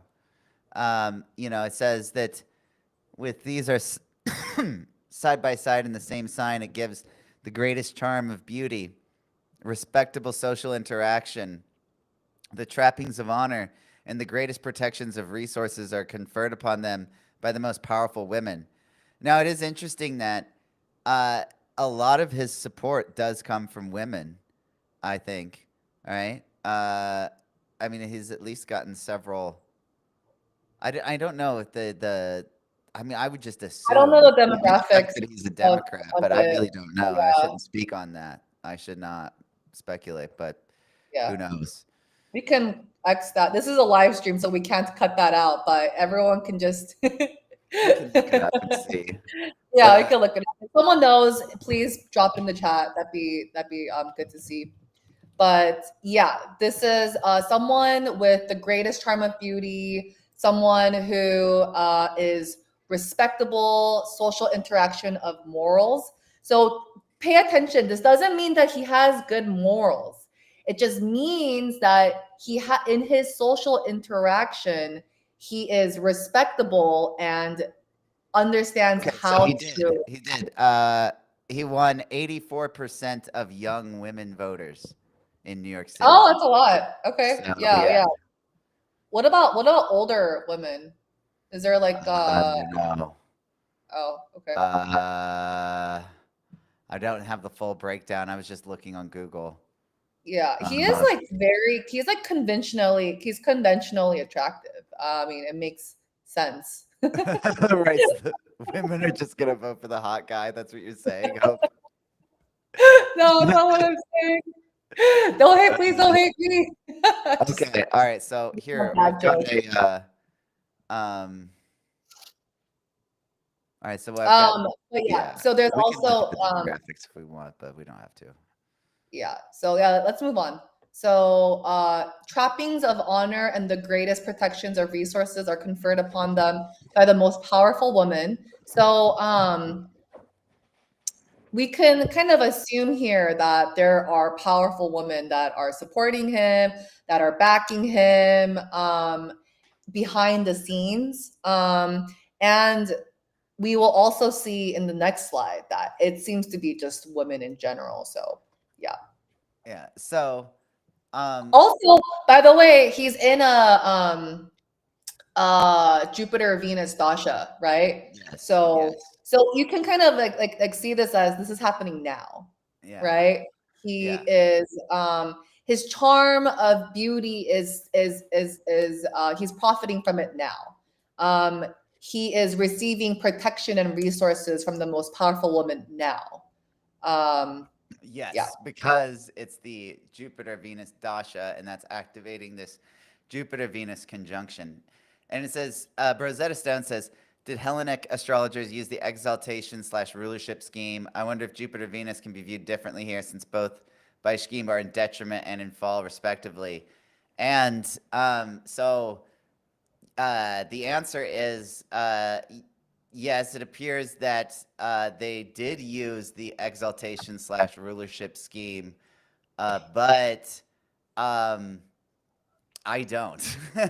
So I mean, I'll consider it, but I think it's kind of I think it's like way overplayed in the kind of modern reinterpretation of Hellenic astrology, and is put way too much emphasis is put on the signs, and that it there's so many other things that I think make the planet strong or not. Like, like, and the thing is that, if we look at the sidereal zodiac, these planets are in Leo.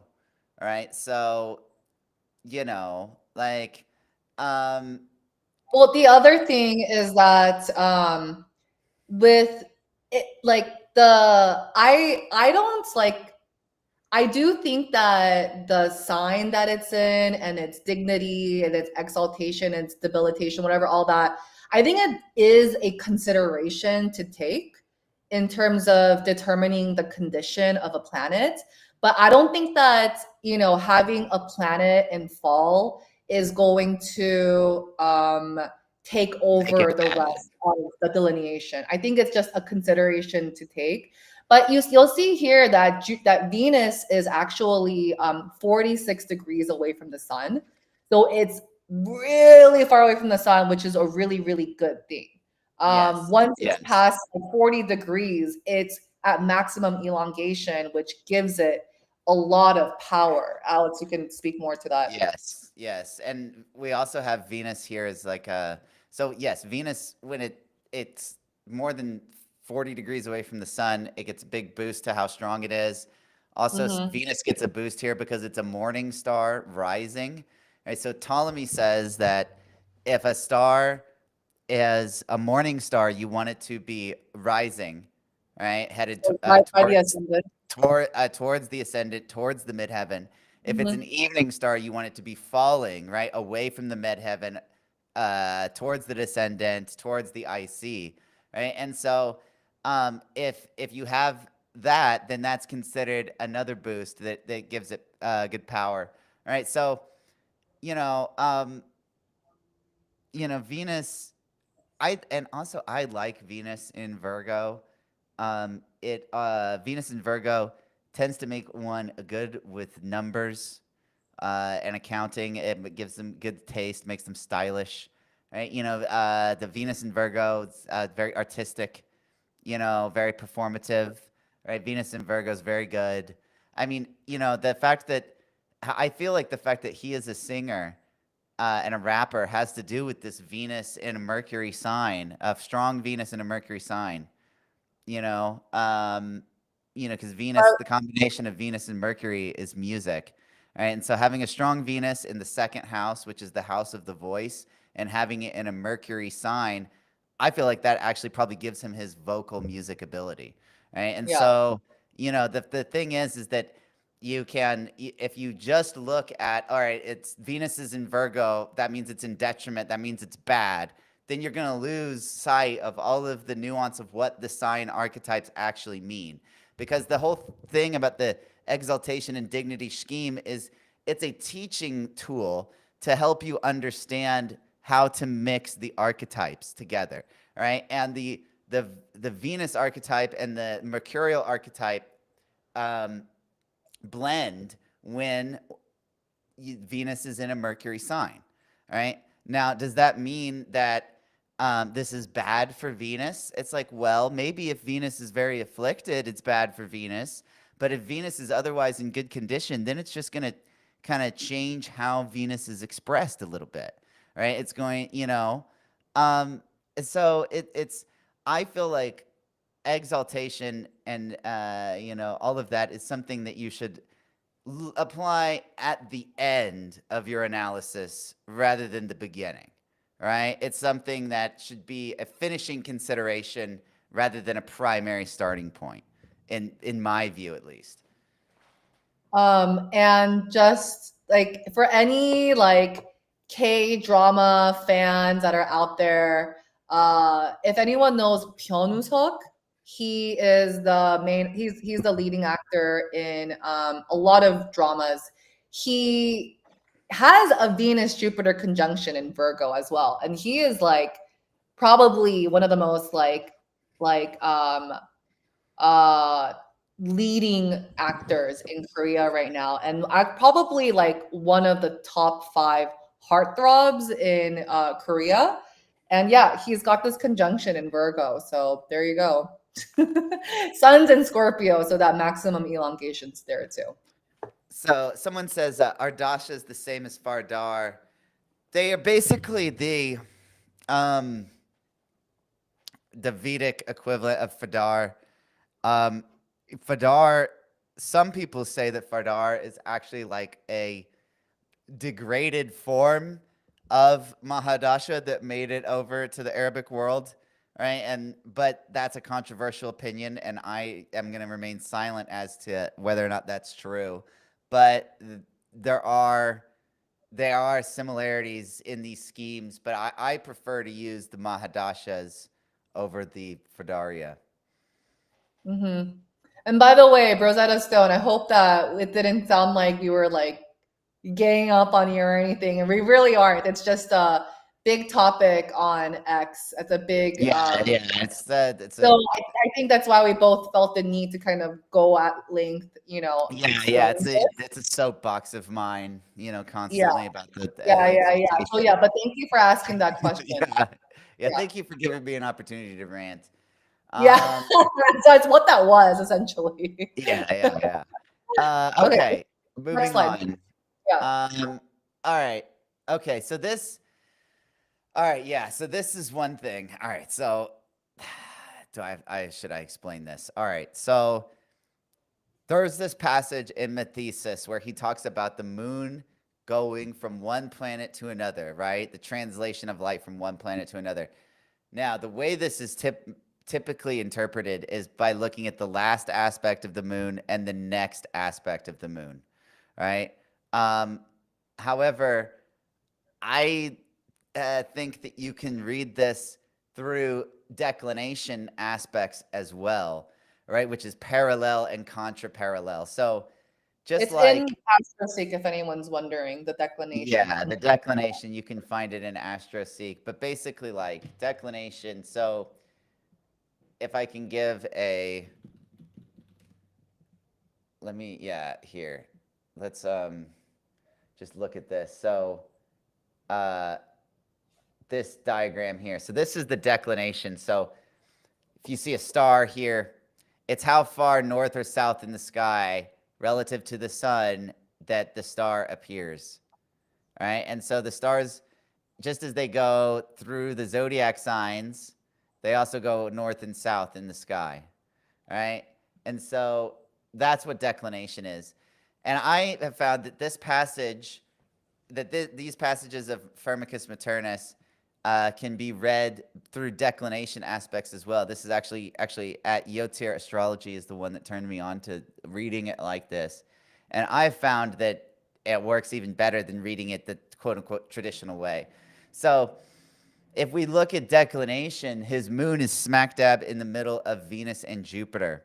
And it says it makes great, powerful, and noble people, those put in charge of cities. It makes people to be supported by the protection of women, and they will be graceful and charming, which lines up with some of the other delineations that we've read about his chart. So this is like a kind of little advanced kind of technique for anyone that's managed to stay through nearly 2 hours of this very dry, very technical astrology presentation. This section of Mathesis, try using the last aspect it made in parallel contraparallel and the next parallel contraparallel aspect that the moon's going to make on the day the person's born, and go and apply it to this section of Mathesis and see what you come up with, and let me know on X if you come up with anything good, because I think that it is a good way to read this section of Mathesis. Okay. Yeah. All right. And also like you're gonna get like similar delineations for the same planetary combinations. So prior to this, we saw when Venus and Jupiter are side by side, and here now we're seeing the moon from Venus to Jupiter. So Venus and Jupiter in general, seems to imply that you're going to be supported by women. You're going to be graceful and charming, and there's also a shared line like between temples. There's something about temples here that show up too. Venus seems to be associated with temples, and Jupiter as well. So there's also that, but there is stacking testimony here that he is charming, he's supported by women, and again, another testimony here that it's someone who will be put in charge of cities. So again, this is like the third or fourth one that we're seeing show up. Now, I can't understand this, declination either. Rosetta, I can't understand declination either. So I'm with you there. Hopefully by next year I'll understand what that is.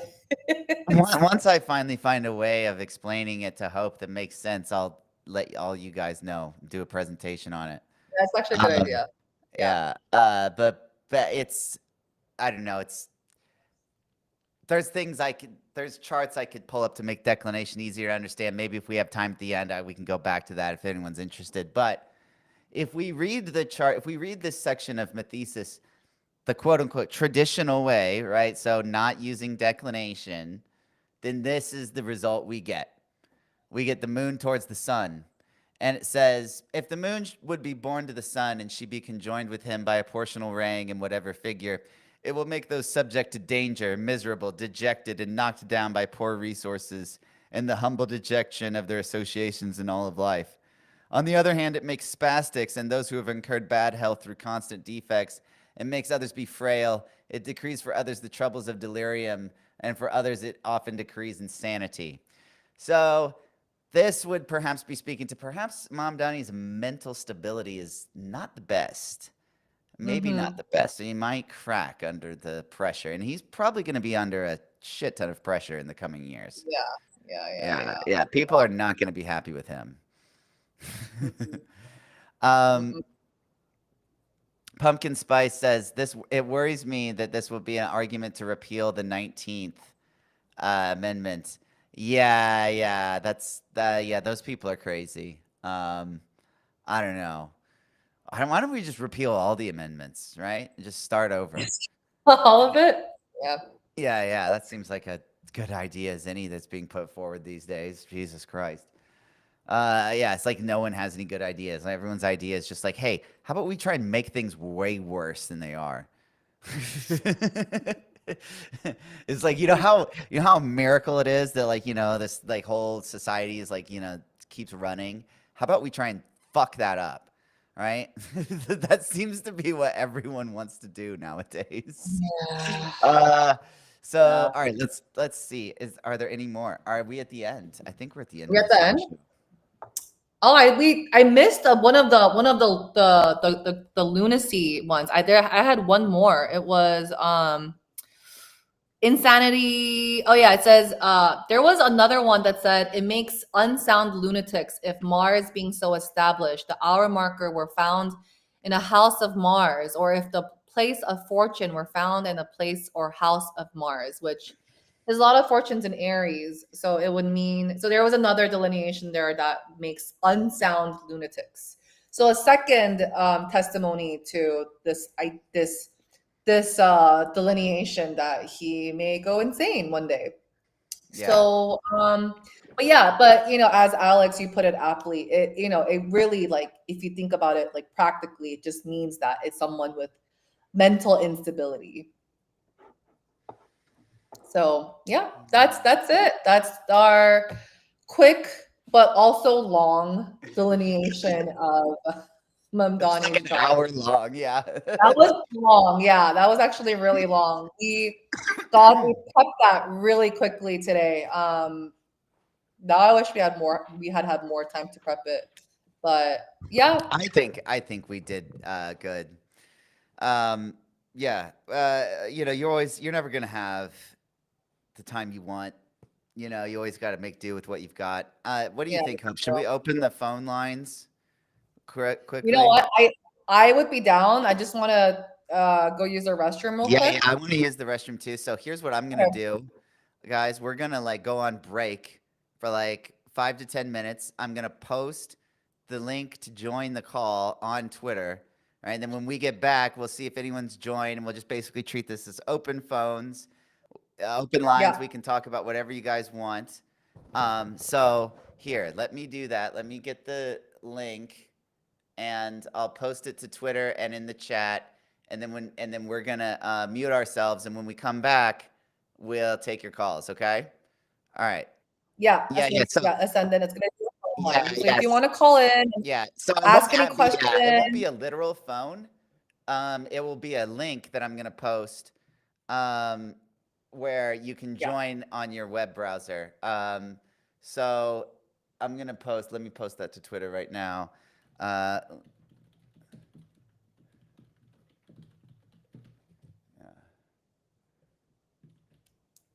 all right, that is posted now on Twitter and in the YouTube chat. So if you go to my profile, you should be able to see it. All right, guys, we are gonna turn off here, and we will be right back in about 10 minutes. Yeah, that sounds good. We'll be back in 10 minutes.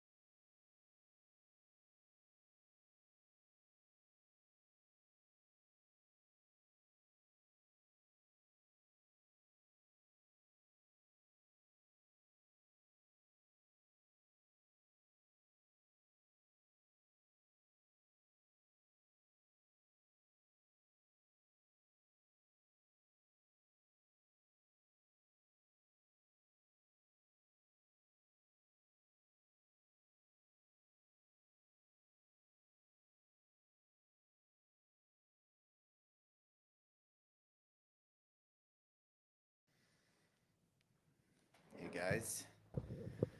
Looks like we've got one caller on the line. Turn them on in a minute. Hey, Eric. Just sit tight there for a second. Waiting on Hope to get back. Oh, look, Hope is back. Hey, you know what? I can't find my glasses. I lost them. I lost my glasses. You know. Oh no. What a Um, disaster. you know All right, what? let's. It's Yeah, while fine. you're trying to find your glasses, let's It's say hello I'll need to it. Eric. Hi, Eric. Hello. Hey, how you How are doing? you? Good. Full disclaimer. I have had my chart read on here before. If it's okay if I ask a few questions or for the time being. Yeah, that's fine. Welcome back to the show. What show did you Oh, call into? By the way, do you remember which I one it was? yeah, yeah, yeah. I called into the one with like that Witch King guy like 3 months ago or so. Oh, okay, okay. Right. Interesting. Yeah, I remember that. Okay, cool. Yeah. So well, yeah, yeah. what did you want to talk about? Um, what do I want to talk about? Uh, I guess like a few aspects I'm in my chart that I'm curious about, and maybe some like transit stuff that's going on. If that's Yeah, yeah, all right with y'all. we can read your chart. Hold on one second. Let's do this. Sorry, I am outside right now, and it snowed You're like all good. You actually sound really good, man. Yeah, yeah, yeah, yeah, yeah, yeah. you sound clear. All right. Cool. Let's do. All right, Eric, what's your birthday, man? Um, March 22nd, 2005.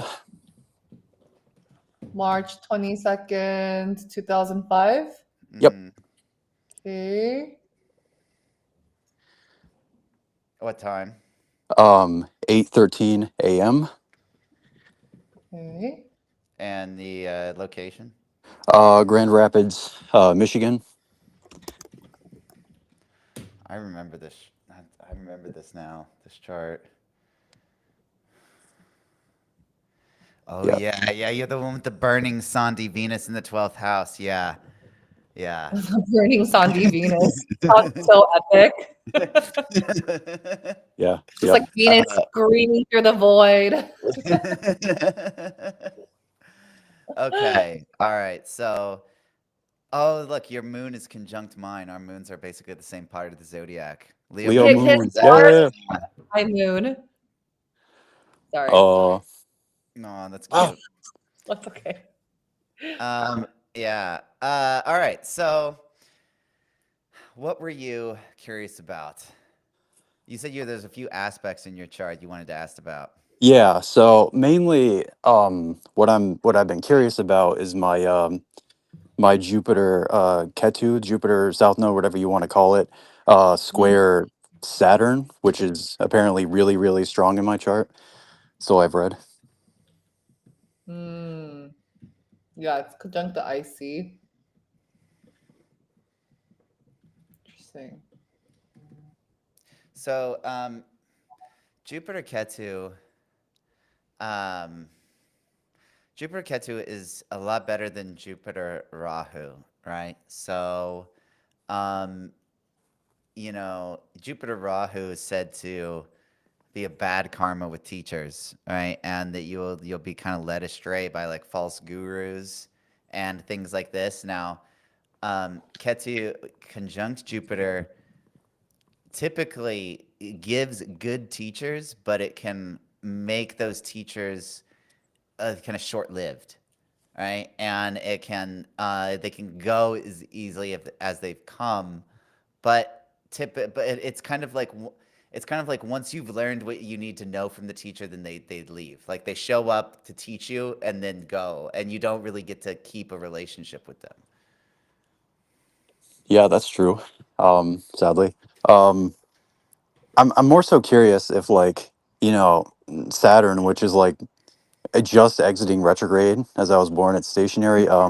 If it's squaring both Jupiter and Ketu would make it more, I guess, more of a malefic energy, or maybe Yeah. in a way block it. I'm not entirely Yeah, sure. so Saturn stationing direct, right, is a what it can do, especially when it's here and angular like it is it typically what it does is it makes the early part of life more difficult, right? And so there can be a lot of like pressure on the person when they're very young to like grow up quickly, right? And not really give them like a whole lot of a childhood, right? And so it's kind of like the ending comes quicker for them, right? Like it's like all of a sudden you've got all this stuff thrust upon you, right? All these responsibilities. Um, Saturn being square the nodes is also, I mean, it that's gonna give attention, not sorry, not attention, a tension, right? So there's like a tension in, yeah, I think it would, I think it would make the put pressure on that Jupiter, right? Yeah, Yeah. it's gonna feel like you have to work harder than other people for like the same result, right? Yep. Basically. Yep. Yeah. The other Yeah. thing is that you could also, because Saturn is in the superior position to Jupiter, it could also mean that you may turn to the wrong people for counsel, because Jupiter is counsel, it's a counselor, he's the guru, he's the teacher. So it's Saturn there squaring it. It could mean that you may receive wrong counsel at times. Um, and it also says here that if you want, I can read you what Firmicus Maternus has to say about it. Sure. So if and by the way, Firmicus is very outlandish. So, take this with a grain of salt. He was a lawyer.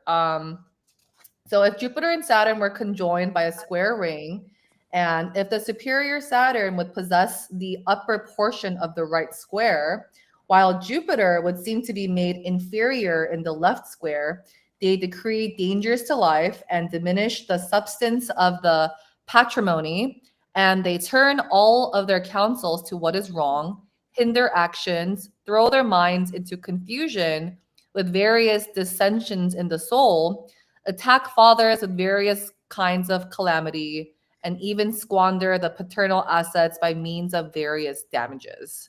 So this could mean that maybe when you were younger, a lot of your family's resources were either squandered or lost or diminished in some way. Um, it could be that your parents didn't have the resources to take care of you, or they did Yep. have it but lost it in some shape or form when you were Oh yeah. younger. Yeah. That does ring, unfortunately. Yeah. Well, and your Jupiter is conjunct K2. So there is this like, it's like a less, and like I feel, and Alex, correct me if I'm wrong, but I feel like it makes the person less materialistic. And it could mean that like when I guess Venus is more I would materialistic. so I would say that though that Rahu either in the ascendant or in the 12th house, either way, is going to give the person a kind of lust for the material world that may not be able to be fulfilled, right? Mm, And so they may turn to asceticism and away from materialism, not as their first choice of action, but after their material desires have been repeatedly frustrated. mm-hmm, And Yeah. so they may feel a spiritual pull based on the fact that they can't get what they want materially. And so they're like, well, maybe this shouldn't be as important to me as if it's this difficult to get. Yeah. yeah, Yep. yeah, yeah, Unfortunately, yes. yeah. I mean, However, the good thing about this chart is that once you get to the age of 24, right, which is coming up in another 4 years, then you will feel a big shift because then all of this heavy shit that's on your angles right now will shift off of it. Right now, Saturn is on that fourth house, right? when you get to the age of 24, we want to start looking at turning the chart and reading it to where it's a moon chart, Oh shit. where the angles of the moon Uh, become the most important. And so then then it will shift from having all this angular node, Sun, Jupiter, Saturn stuff. Then it will be the moon and Mars will be more of a consideration. So there may be some mental stress, but I think materially things will improve, right? And so, I don't know. That's like the next. I feel like you're going through like this is a chart that has like the early part of life. So the first 24 years are significantly more difficult than what comes later. So basically, what I'm telling you is that things are much better for you after Jupiter has completed its second cycle. So once you've had two Jupiter cycles and you're at age 23, 24, that's when things will start to improve. And that's when the Jupiter Ketu karma will start to come online and mature, and you'll get a parting gift from Jupiter, and then Jupiter will be in the third house from the moon, and so Jupiter will start to work for you, and you'll start to get some money and rise up in your in the status and things like this, and so but it just is going to be, another few years, unfortunately, before you really start to feel that. And that you may have to, just kind of grind it out between now and then. Now, one thing that I think that will be good for you is when you're going to have Ketu going over your moon when the nodes go into Leo and Aquarius here next year. yeah, yeah, yeah. Yeah, and I think that's gonna be good. I think that could give you some kind of, you know, you might move, and you may move in order to take a better job, right? Right. So So. that's something within the next 18 months that's feasible. hmm Yeah, I know that that time period, which I believe is like next November, it coincides with like I believe it's like Mars and Jupiter, like both retrograding near it in Leo. That will be a thing, which I don't know if Yes. combined with Ketu will be very fun, but yeah. I mean, I think that the Ketu influence in your chart is gonna be better, right? Like, so in your chart, I think Ketu, I mean, in general, Ketu is more benefic than Rahu as a general rule, but especially in your chart, because Ketu is conjunct Jupiter, I think that Ketu's gonna actually be nice for you, right? And this Ketu transit over your moon is actually gonna be good. Now, the thing is, at the end of it, when Rahu goes over your Mars, that may not be so fun, right? But that's at the end of the transit, right? So, but I think that the beginning of it will be nice. Yeah. Yep. Yep. Yeah. You mentioned, in the previous reading that my Mars and Venus are both significant because they're both uh, changing signs, especially Venus, because it's burning up by the sun, which, Yes. yeah, yeah. Go on. Go on. What's your question? Um, yeah, what was that? Um, what was it? With Venus being, burned up by the sun, would that make I'm not entirely. I mean, I hear like the terminology like burning up a lot. Like, is that necessarily a bad thing since Venus is at a very peculiar point in the tropical zodiac Yeah. here? So what it does, so when a planet is like, that's a good question actually. So what does it actually mean for a planet to be burned up or combust by the sun?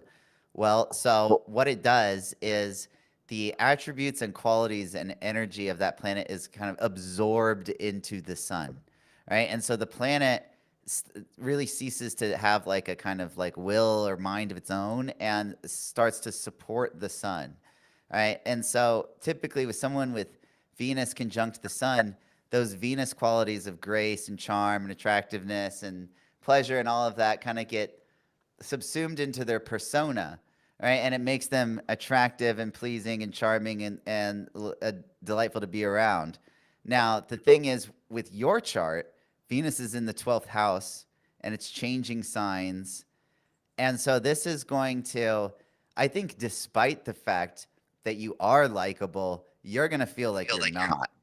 And you're going to have this kind of sense of like wanting to go out there and wanting to initiate, but holding back a little bit and like not putting your whole self out there. And it's kind of like that Venus is, yeah, a little bit afraid to be seen, I would think. Like, it's also going to cause, I think, issues with just how you relate to pleasure. And it's going to frustrate kind of ability. Like, you're going to look around and see other people having fun and being like, how is that? Why is that so easy for them to do that?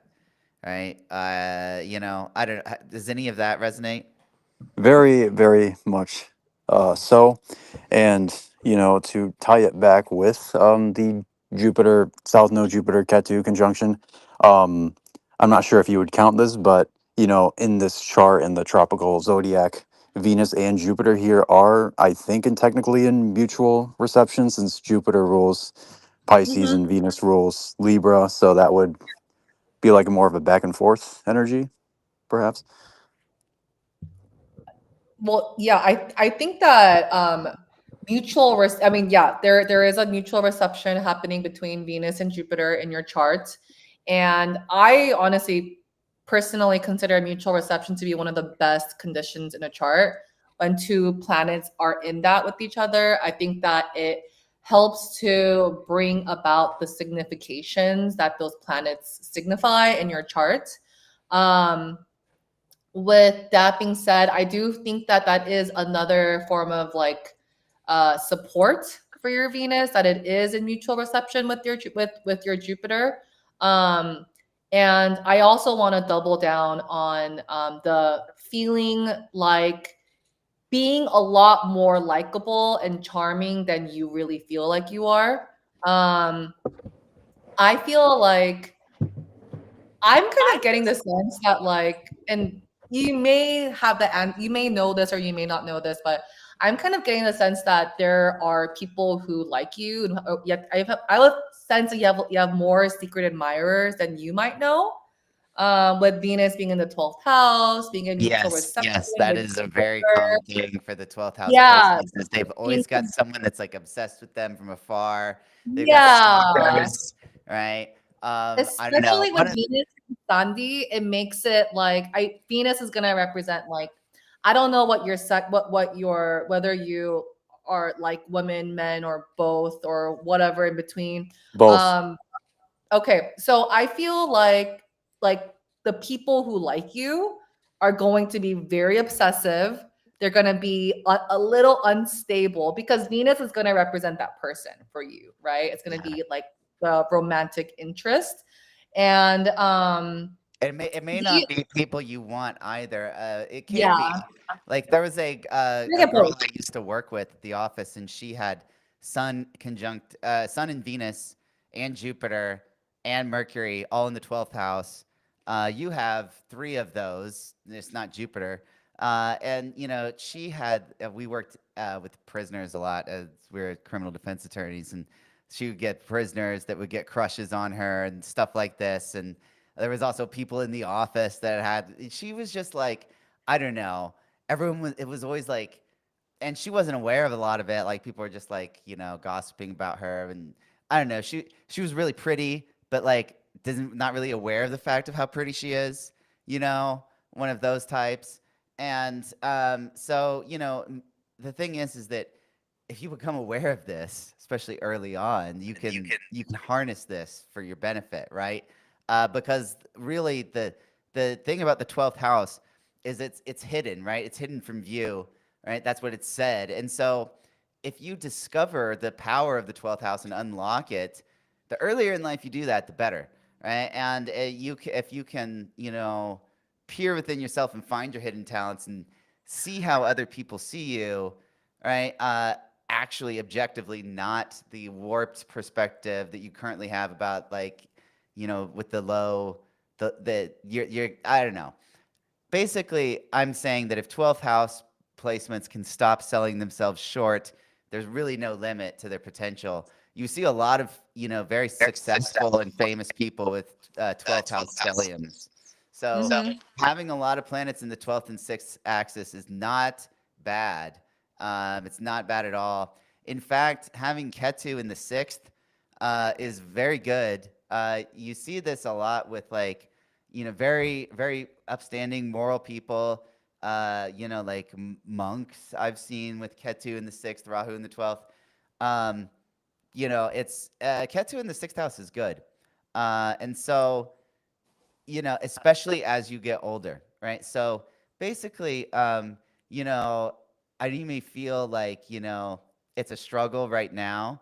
And you may be trying to use astrology to try and determine how it's a struggle for you, which is good. And I commend that because it's a path to be able to get some insight into yourself and some self discovery. But what I would caution you against doing is using astrology as this cudgel or some way to beat yourself down or pigeonhole yourself, right? Because there's a lot of potential in your chart that can be unlocked, especially that Jupiter Mercury opposition in the 12th and 6th house. I mean, this could be somebody that can really dive deep and into things and learn things for themselves. All right. I think you have the potential to be very good at teaching yourself. So, I would explore that. You've got a lot of potential. Yeah, I just want to leave that on a positive note. Unfortunately, we do have other callers, so I think we're gonna have to let you go. But thanks so much for calling in again, Eric. Yeah, thank you, man. See you guys. Bye, Eric. See why can't I leave? It's all right. I'll turn you off It's here. okay. All right, next in the queue, Pumpkin Spice. Hey, how you doing, Pumpkin? Hi, Pumpkin Spice. Well, we can't hear you. You're muted. You've muted yourself. Oh. Am I unmuted now? Yes, Yes. we can hear you now. Yes, we can hear you. Mic check. Okay. All right. So I'm here to talk about Donald Trump and Donald Trump nightmares because I want to also check the astrology since I've a number of overlapping Trump nightmares. Like Lori Lynn, I think she's another astrologer. She also had the dream away and Oh no, you're Oh, dropping out in audio. I'm sorry. Go back and repeat the thing about Lori Logan supporters were once going you start coming back to in. riot. Can So anyone hear me? I'm gonna read you my Trump dreams briefly. In um,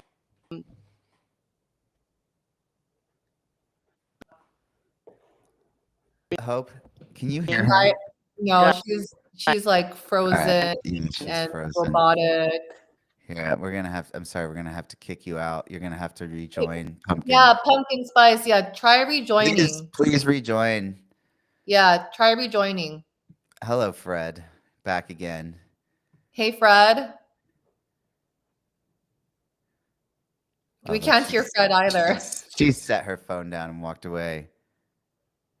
Where is Pumpkin Spice coming back? You know what? Let's take another caller in the meantime. There's no one else on the line. Ascendant dropped off because their Oh, computer was having issues. oh, that's fair. Okay. And now Fred's gone. Although someone's coming back.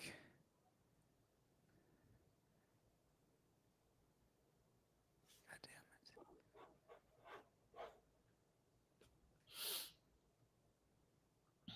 Uh-oh.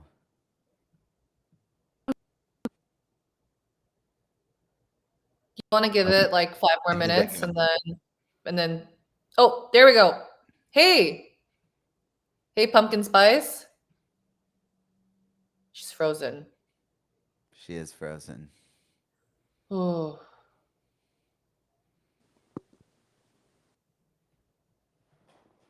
Hey, pumpkin spice. It says waiting permission. That's weird. Try and rejoin the link. Fred, are you there? I'm here. Oh, there you are. Hey. Where's Pumpkin Spice? I would love to hear Pumpkin Spice talk about her dreams. I wish, yeah, we wanna hear it too. Pumpkin, if you're listening, try to join. We'd love Yeah, to please hear. rejoin. We only booted you because you were glitched and frozen. But we want you, please come back. Maybe try resetting your Maybe computer. turn off your video, pumpkin spice, when you join back. That might help. Just do audio. We are in the middle of a retrograde. Yeah, it is started. so I was going to remark on that Mercury is stationary retrograde in the sky, and we are going back over a previous stream that I did just, earlier this week. Yeah. Was it this week? It was Yeah, last week, wasn't Tuesday. it? I hope. Tuesday. Well, I guess if you start the week on Oh, was it? Sunday, then yes, it's technically last week. Wait, is today Saturday or It's 5 days ago. Sunday. It's Sunday. I did today? the I don't stream. even know. Yeah. Oh, it's Sunday. Oh, wow. Can you guys hear me? Mm-hmm. Yes, you're a little bit quiet. Let me try and turn you up a bit. All right, so Fred, you I have to say that your political polemics on the last episode were not all of my audience appreciated it, which that's pretty funny. We talked a lot about politics today, though. There's a lot of politics talking and dispersing of theories. Yeah, did you hear what Hope and I had to say about Mom Donnie? Fred, are you muted?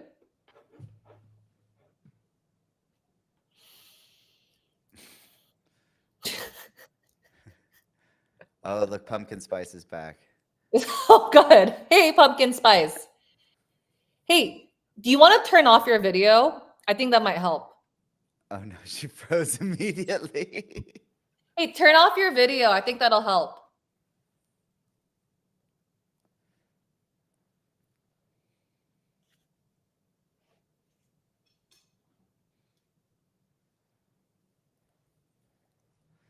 All right, so both Fred and Pumpkin Spice are frozen. Yeah, This is I terrible. say we give it like 5 more minutes, and if things still aren't working, we just call it a.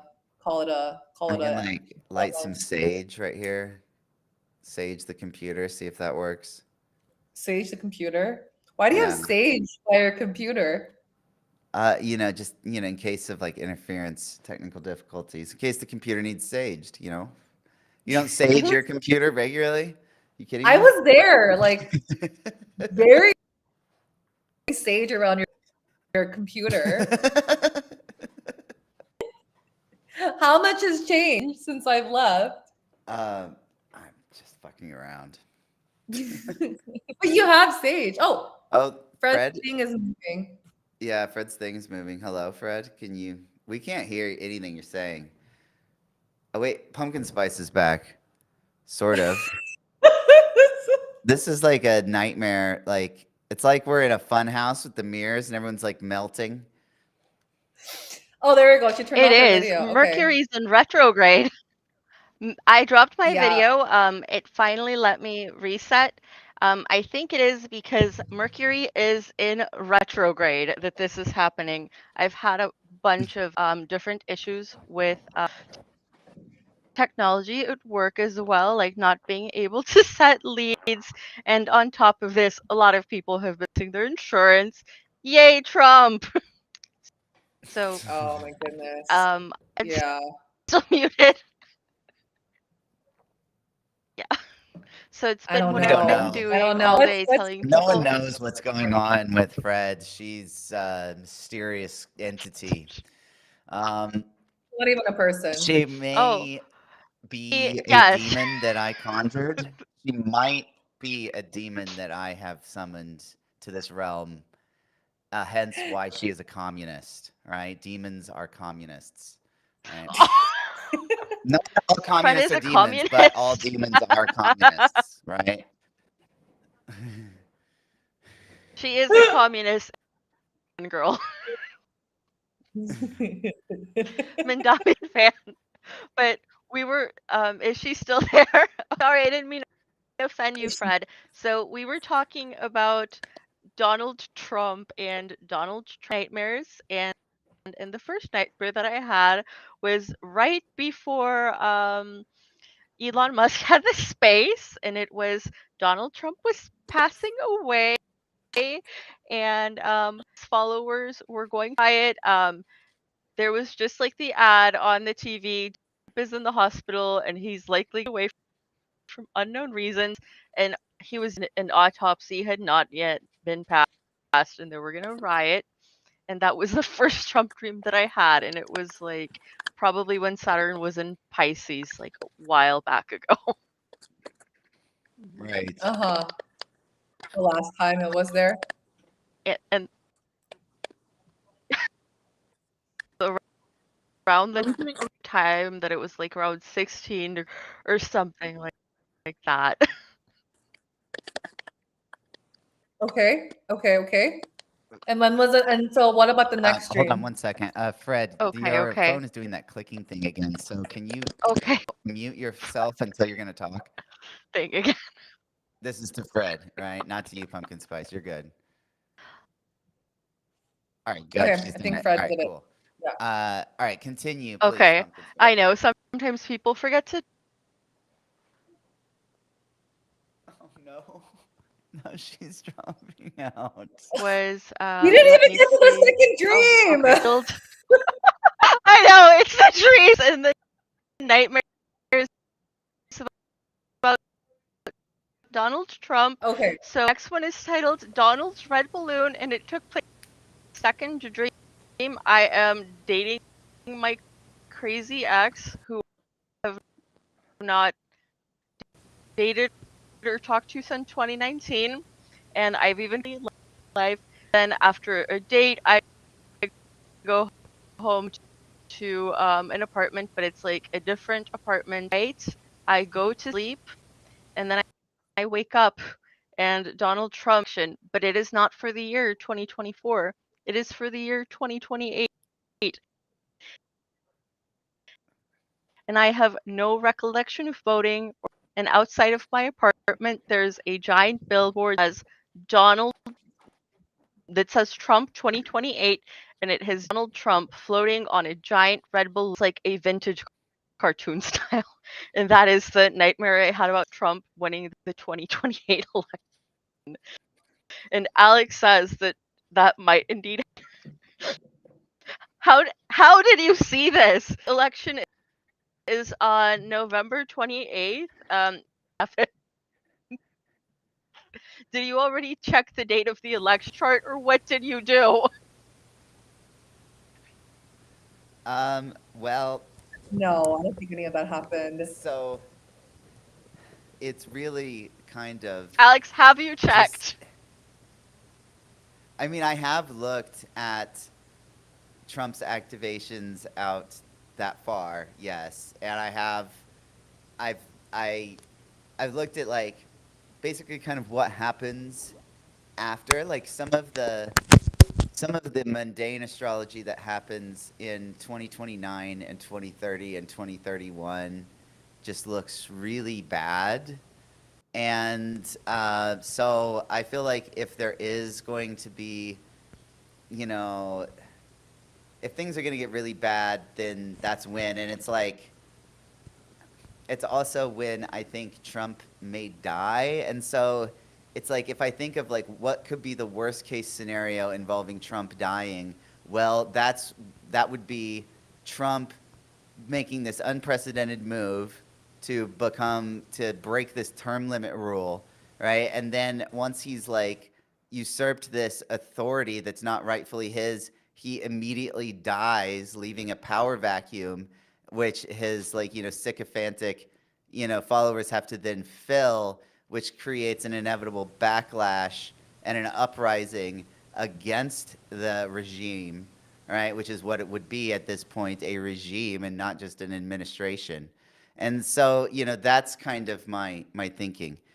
Now it looks like everyone's dropped out except for me as soon as I start saying this. Uh, I hope that Oh my can God. someone in chat I'm say still that here. Sorry, no, Like glitched out. no, sorry.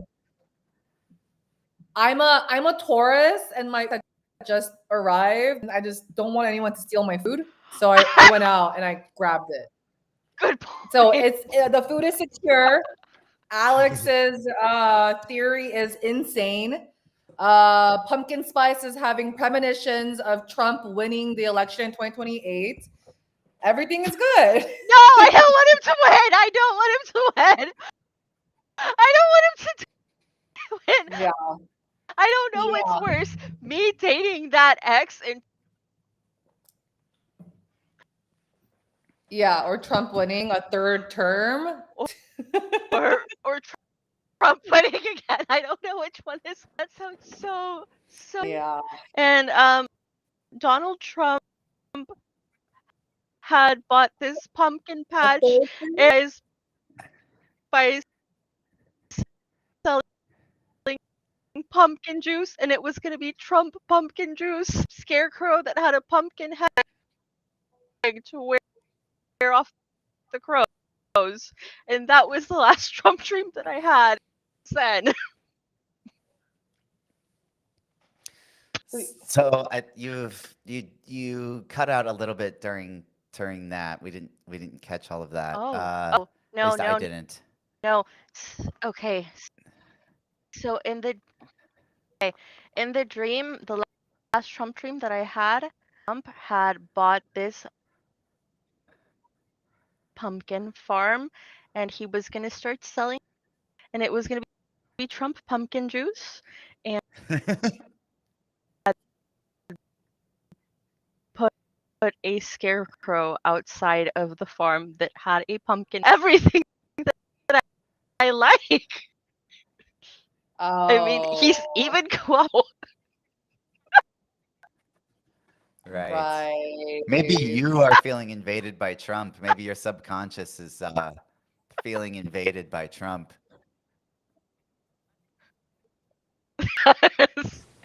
It kind of does, and I'm very lucky to have had any Trump dreams.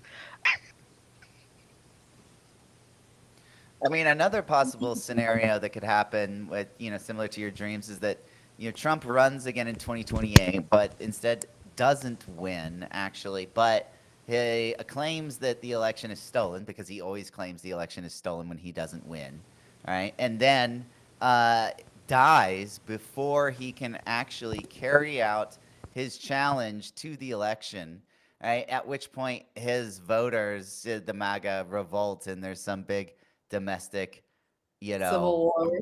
brouhaha. Yeah, that's another possible scenario for Trump. Didn't 2028. you say he was dying in 2030? Alex was dying in 2030 or something.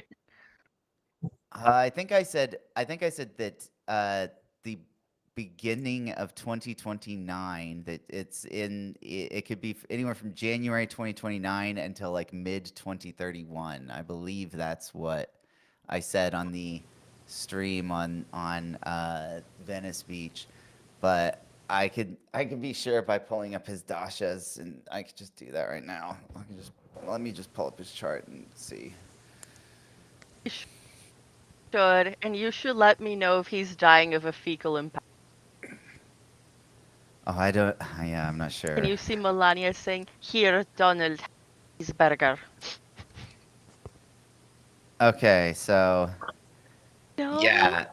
So yeah, it is. It's beginning of 2029 is when that comes into play is the period where I think he might pass.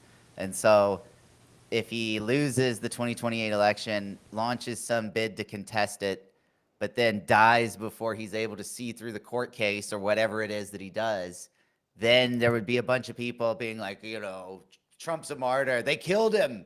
They killed him because they knew that he was going to win. If he was around to have his day in court, Trump would have won, but they killed him. Right? It'll be that kind of narrative, right? That's another possibility that could happen. Okay, I'm back. Doing wild. Oh dear Lord, what are the Democrats gonna do to make Trump popular again? That is. Okay. I'm back. The technical issues with these streams is just fucking ridiculous. No. All right. Fred, have you had Trump nightmares?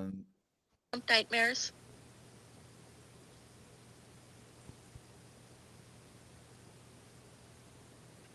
I mean, are these nightmares like preventing you from living your life fully? Or Oh, these were last year. oh, okay. No, these were last year. I'm like, oh my gosh, no, not again. This is a disaster. Yeah, It is really a is. disaster, but I'm not really an expert at like dream interpretation, but I'm gonna give it the old college try anyway. I mean, is it Yeah. possible that you're They sort were of talking about the election.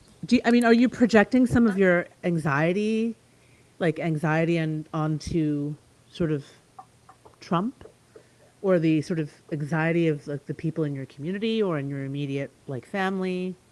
Is this something that like could be happening? Like, do you have like any family members who are like on like disability or like long-term care, or receiving some form of like Medicaid?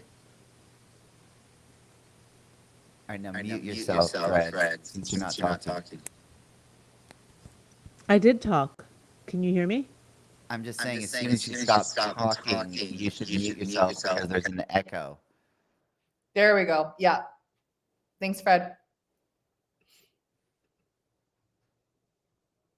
Thank you for answering my Trump nightmares. Okay. But that way you might be able to hear better if it's just one. Thank you. No, I'm going. No. It's okay.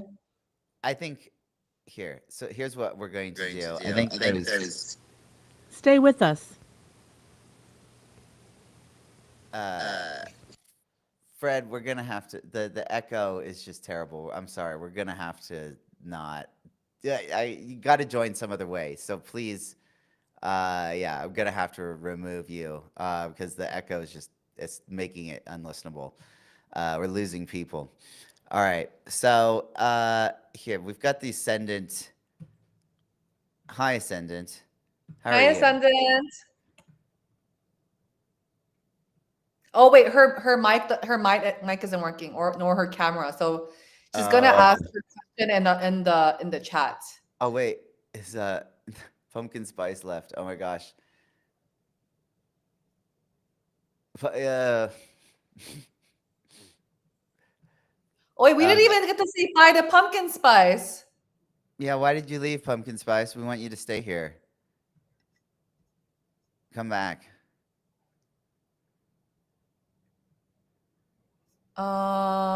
Okay, so Ascendant is writing their question. And if you can also drop your birth dates, that would be great. Because I think Ascendant wrote something about, okay, but what I was wondering when I will find love, one of my favorite things to look for. I've been single my whole life. I'm 29. My B-day is September 25th, 1996. Let's put that into our systems. 25th. I'm going to just, actually, I'll just do it afterwards. 1996. 4:27 a.m. I love how specific that is. Okay, Fountain Valley.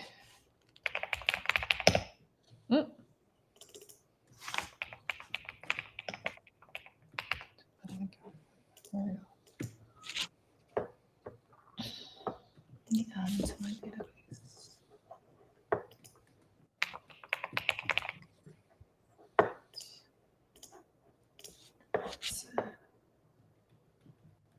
Okay.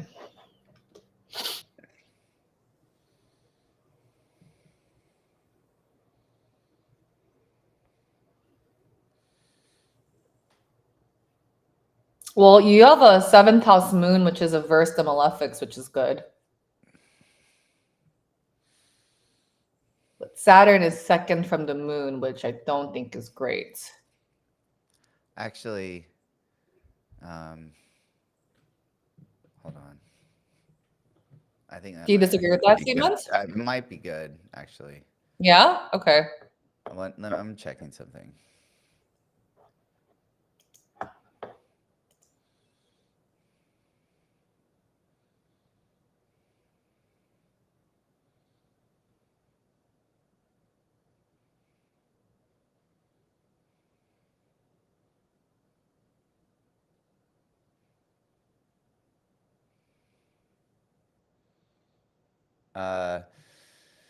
Man born under the sun apse of Saturn is a clever and prosperous person who is secretive in his actions, a man who is honored or is the Mahata of a city or town, meaning representative, a greedy fellow of impure character but healthy body.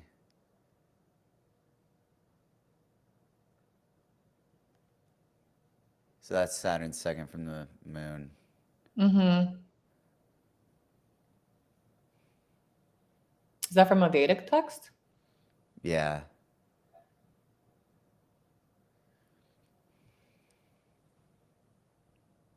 Yavata Jakata. Mm-hmm. So,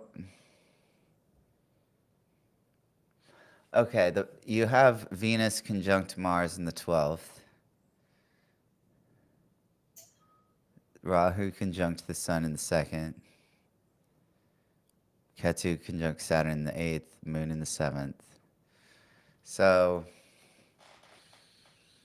when you have a node in the 8th house, sometimes it can cause relationship disturbances, right? And so, like, the Ketu in the 8th is like, you don't have, you feel like you don't have something to offer to others, right? And because you feel like you don't have something to offer to other people, like other people don't, other people also don't see that they can give you anything because you seem so self-sufficient. And so there's like this Ketu in the 8th, Rahu in the 2nd can create this like a glass wall effect, right? Where you're like kind of, you know, on display, but you're not directly interacting. You're just kind of, yeah. And like, you don't need, other people see you as like not needing it or not wanting it. And you don't see what you can give to others. Now, I think that the way to get around this is to recognize the value that you do have to offer to other people, right? And you do have that moon in the 7th. Sidereally, it's in Aquarius. And I think that, tropically it's in Pisces. I think what you have to offer is, a kind of understanding, right? Like,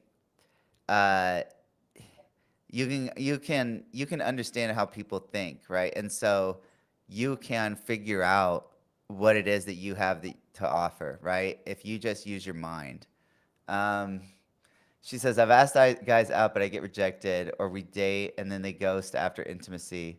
But that was my nodal reversal lesson. I'm trying to make sure people are good first, genuine reciprocity. But yeah, I don't know what I have to offer other than I'm already self-sufficient in my emotional soundness, right? So you are in Saturn Venus Dasha right now. That lasts until January 2027. So you're in a Venus Antardasha, right? And Venus is corrupted in this chart, and so you're not going to get any kind of lover during a Venus Antrodasha, right? Because Right. Venus is like badly harmed. And so like basically what I'm saying is like they're like not until the beginning of 2027. And then it's Saturn Sun. Now that Sun is conjunct Rahu in the second in Virgo. That could uh I'd say it's more likely you meet someone then than it is before then, right? So unfortunately, I don't think you'll meet anyone until after, until January 2027 at the earliest. It's just you're still going through this Venus dasha that is kind of that Venus in the 12th conjunct Mars is kind of teaching you, some lessons about relationships and intimacy. Yeah, sorry to be the bearer of bad news, but yeah, I know 2027 sucks. She says, You are, yeah, yeah, you're also in a Saturn Mahadasha, which and it's in the eighth, it's conjunct K2. It might not be, I mean, Alex, haven't you said before that if Venus is incapable of bringing about lovers, Mars will take over that role? yeah. But I'm not so sure that that's the case for this chart. I'm not so sure that Venus is so badly damaged that she can't produce anything. I mean, we'd have to go back and see at this person's prior relationships and when they got into them and see what planet was active. Well, so with these eclipses that have been happening in Virgo and Pisces, have you had any like changes in like your job, in regards to what you like, how you make money, maybe a death in the family? She said another astrologer said my Venus is working better for my second house / ninth house, money and academic life since I'm successful there. That's what she Also, says. I feel like I've seen this chart before. I feel like she's might have been one of my clients. Oh my God. Yes, you had a different handle. Yes. Okay. I knew it. I was like, wait, I've seen this chart before. Hi. Okay, no debts, but I have fellowship funding from school, which is really good. Okay. Yeah, okay. So I mean, there's a different type of system that you could use where you view transits one sign ahead. In that system, the honestly the eclipses happening in Leo and Aquarius could be what could bring you a romantic interest, especially because Venus would be activated and Aquarius would be, and in this system it'd be first seventh. So if you've been getting money and fellowship funds during the Virgo Pisces eclipses, that's pretty good testimony to when the eclipses begin to happen in Leo and Aquarius, you start to see changes in your identity, your appearance, how you project yourself out into the world, but also like partnership, relationship, and with Venus getting activated, it could also bring about love, a love interest. And that's happening pretty soon. That's like the first eclipse begins in February, and that would be conjunct your descendant. So there could be like a preview, right? Like a setting of the stage of figuring out like what it is that you want in a relationship, what underlying subconscious issues that you need to resolve within yourself in order to bring about a partner or a healthy relationship or a relationship that you learn from. Let's see. I don't know the money happened. I don't know if the money happened or during Libra Aries. My parents have gotten sick lately in Virgo Pisces, but we're also good money wise. Thinking more about relationship and inner stuff. Yeah, and then You should April read 12th. it out for the audience because they can't see those messages. Oh, okay. Yeah, you're right. So, Ascendant says, oh, I don't know if the money happened during Virgo Pisces or during Libra Aries. LOL. My parents have gotten sick lately in Virgo Pisces, but overall, still good money wise. That would make sense with Moon getting triggered. Yes, I've been thinking more about relationships lately and inner stuff. Um, okay. So she says that there is an eclipse happening exactly conjunct her Venus in August of 2026. It's also in Jupiter goes through there as well, and K2. There could be like a fated, honestly, like a fated encounter that occurs. It's gonna hit your Venus, and Jupiter is gonna be coming through as well. But in turn, so the question was when will I find love, right? So yeah, it could be soon. It could be within the Well, I next mean, I think that like years. aren't those eclipses solar eclipses though, not lunar eclipses. Yeah, you're right. It is a So solar they're eclipse. solar eclipses, so they're not going to play out immediately. They're going to Yeah. take, like 6 or so months, if at least, depending. It depends on the eclipse how long it takes, but I don't know. I still think Yeah. it's 2027. 7. Yeah. I don't know. I feel like that's now. The thing is I think that you can,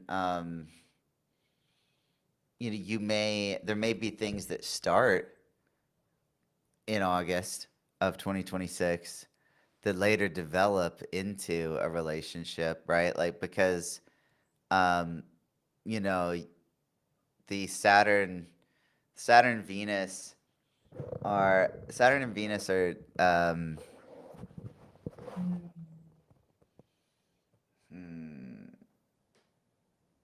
I mean, they're trying, but not really.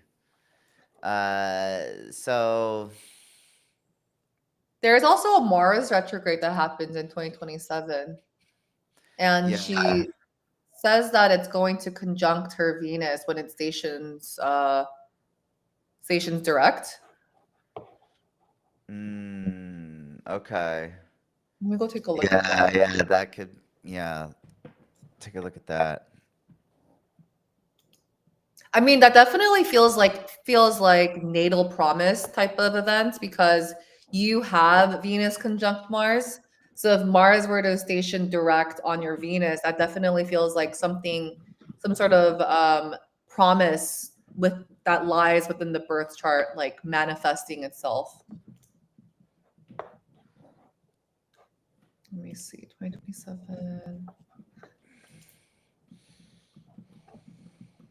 Yeah, it stations direct at 20 degrees of Leo.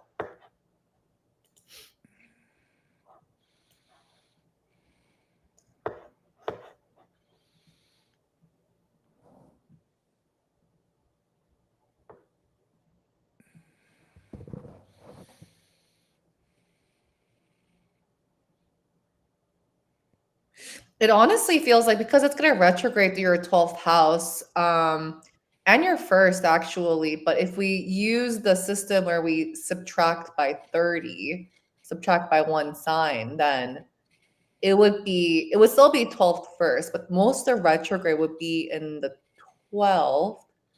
Then it would station direct.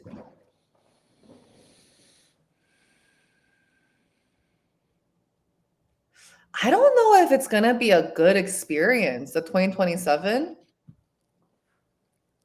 Well, I mean, let's not go that Well, far. or it could be far away, a person that lives far away. It could be long distance too.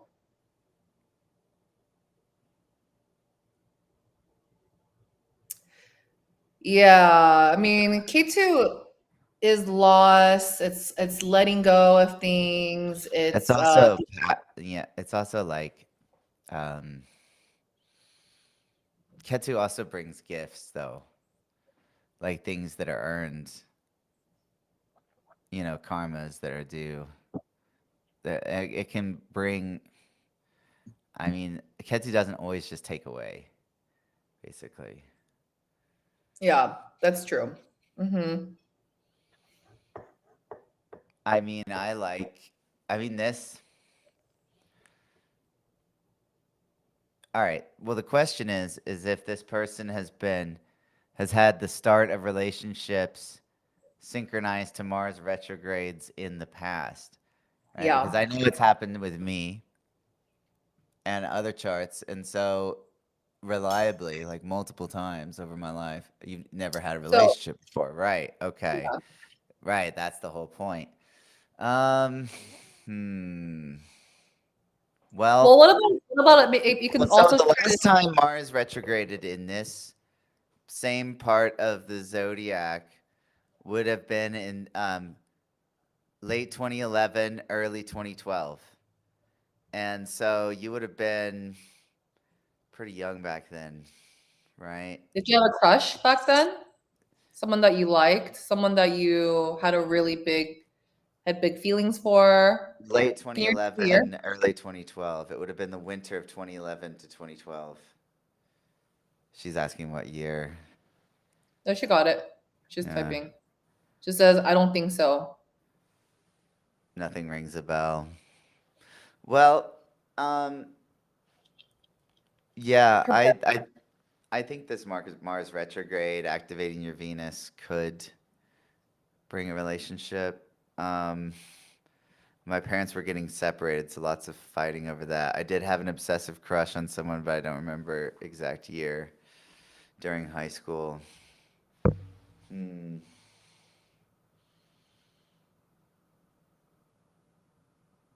Probably that year, though, she says. Well,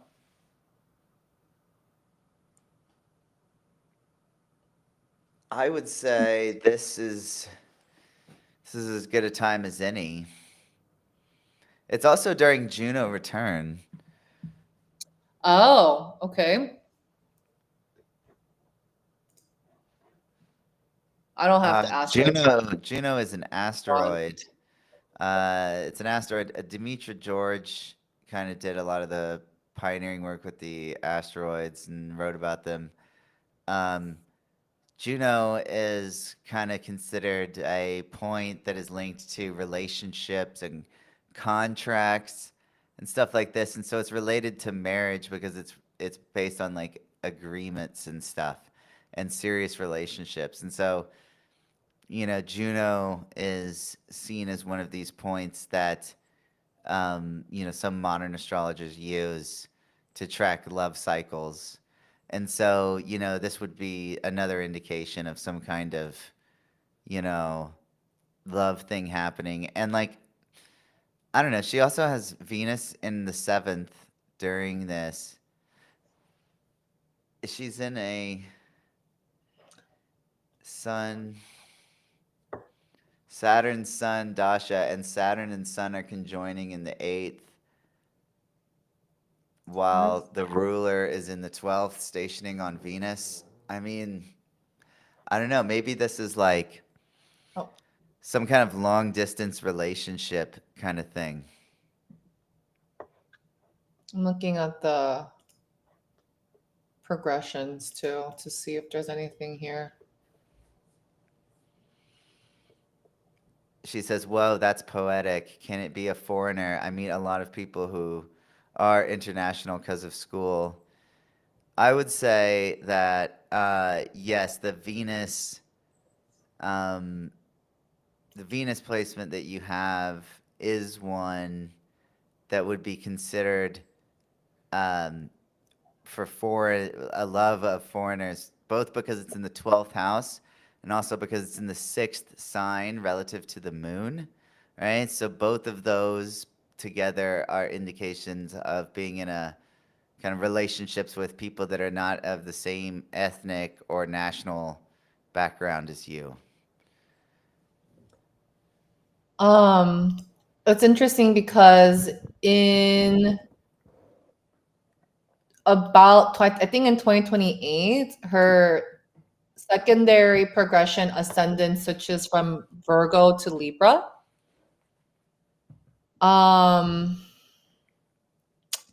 Never mind. Actually, hold on. It might be 2028. So she says, is there any indication of what their sign might be? All right, there's some astrologers that tell you that they can tell you the sign of your spouse. I don't necessarily know as if that is true. At least I've not seen it one of these rules that consistently works. However, what I can say is that connections between the angles and the luminaries is very important, and the nodes. So you have like if your ascendant is conjunct his ascendant or his midheaven, or your ascendant is conjunct his moon or his sun, or your ascendant is conjunct his Rahu or Ketu, any of those, right? So you want those points to be connected in the synastry, and then those are going to be people that are really going to stick easily, right? So, sun conjunct the nodes, sun conjunct the angles, moon conjunct sun. Any of those combinations of the angles, the sun and the moon, and the nodes, that is the key to synastry and finding the people that are going to really lock and stick with you. So yeah, that's the shortcut mode for synastry, guys. So in your solar return charts, you do have in 2027. So, on your birthday onward, so this is September 25th, 2027 onward, your solar return chart, there are some indications get into a relationship then. Your ascendant is in Aquarius, and the nodes are in Aquarius and Leo. So there could be some sort of like fated relationship that comes into your life. And perhaps you have met this person already, but they become more involved in your life. And to top it off, you also have Moon conjunct the K2 and conjunct the Descendant in the 7th house. So you have quite a bit of activity happening in the 1st and 7th. I'm trying to think if there's anything else here. But 2027 onwards, sometime after September, October, seems like it could be I'm not sure if this is love, but it does seem like a fated relationship.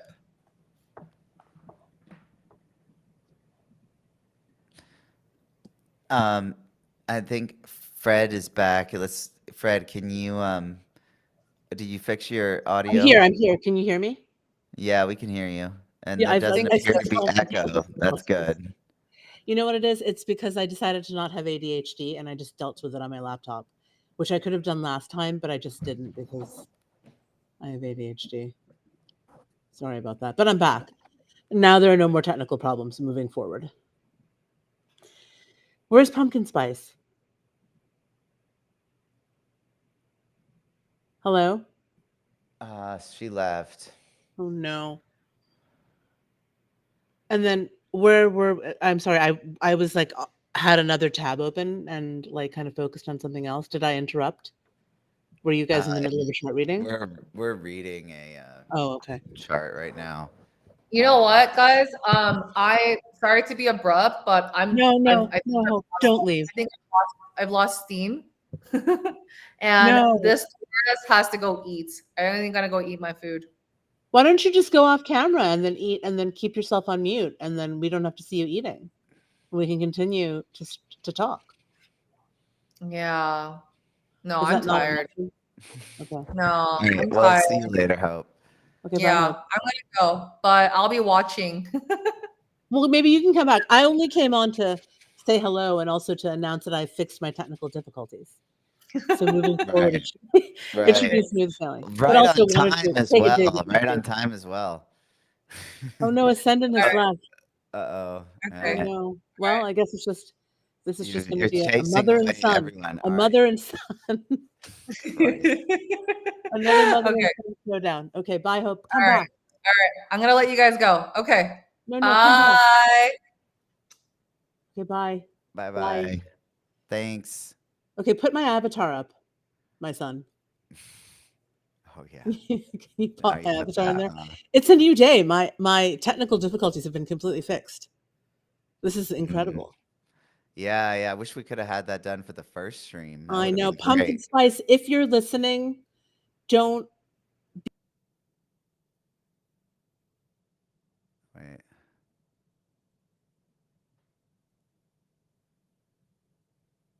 Can you hear? All right. Keep talking. You were like muted before. I just wasn't talking. Oh, well, all right. Here we go. Okay, can you hear me? Yeah, Yeah. now we can hear you. Now I've got your avatar and we can hear you. This is like professional. This is basically like it's like a professional setup. Do you think I still need a microphone, like a Rode mic? I mean, that would probably be best if you could get some kind of microphone. But you sound way better.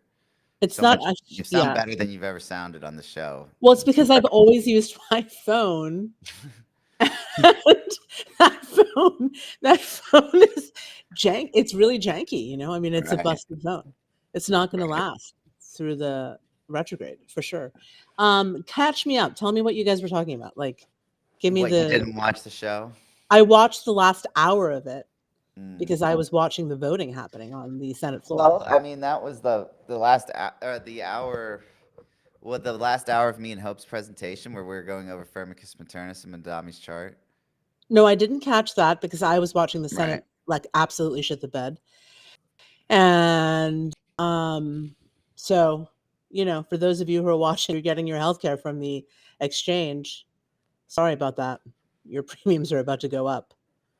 And if you have a relative on Medicaid, they're about to be thrown off of it. Are they reopening the government? Has something happened? Well, I mean, I don't know if they're reopening the government yet. This is what the Senate Democrats have voted on. You know, they've basically accepted, you know, the bill that has been presented to them by the Republicans. And then this now goes to the House. And then, you know, obviously the House is a majority. So likely this will pass. And that means the government will reopen. And and, you know, in the bill that the Democrats have agreed to, it indicates that SNAP might be funded through 2026. Maybe that's not true. We don't know. We haven't got confirmation on that yet. And that it would partially fund the government through January. So this is not you know, I mean, this can happen. It could all happen again in January. So this, if the government were to open, it would only be funded through the end of January, and then it would buy the Democrats some time to negotiate what they want with regards to the ACA. So it's Right. not ideal. It's not an ideal situation, whether or not like So it's a clusterfuck, it's a basically. clusterfuck. It's a clusterfuck. And the truth is, this is not about like partisanship. This is about who gets to live and who goes to die, right? Based on income. So it isn't about like being on the left or being on the right. It's about, are you able to afford health insurance? And has this sort of terrible ACA been more helpful to your family if you hadn't previously been able to afford it? I think a lot of people would say yes. But if it's gutted, even partially, then the implications are going to be very serious for people who are not employed through their workplace or through their spouse. So, you know, we're looking at a scenario where if ACA is appealed partially or repealed partially or completely gutted, you know, we're looking at an additional 21 million to 30 million people being uninsured in this country. So, and also they get to then, you know, deny care if you have a pre-existing condition, right? So it's not Oh yeah, ideal. that shit is coming back. That's like the most It's evil dark. shit. It's It's evil, yeah. like Wicked it's evil. like it's really It's evil. it's like it's basically like fraud on stupid people, right? Well, that's Because it's like exactly. that's how the healthcare is run, is that they basically make the contract so convoluted and so complicated that the average person has no hope of understanding it, especially if they are below average intelligence. And so then they just basically just get defrauded. That's correct. And I think this is probably a good segue into Peter Novak, MAGA astrologer, who has been routinely tweeting about how insurance companies are going to be in for a real find out days. Well, maybe he is right He's about like that. he's convinced. I mean, he's using outer planet astrology to predict that quote unquote insurance companies are about to find out. And so this is not true.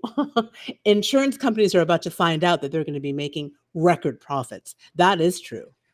Well, But- yeah. Well, look, Peter Novak exists in a world of his own, right? He uses astrology techniques that he's invented, like he calls them converse progressions, right? Where you actually reverse the progressions, like, and overlay that on the natal chart. So it's like the progressions move backwards in time. And then you overlay that over the natal chart and see when the backward progressed planet activates the natal planet. This is like the kind of shit he's teaching in his like school, right? So, Pathfinder.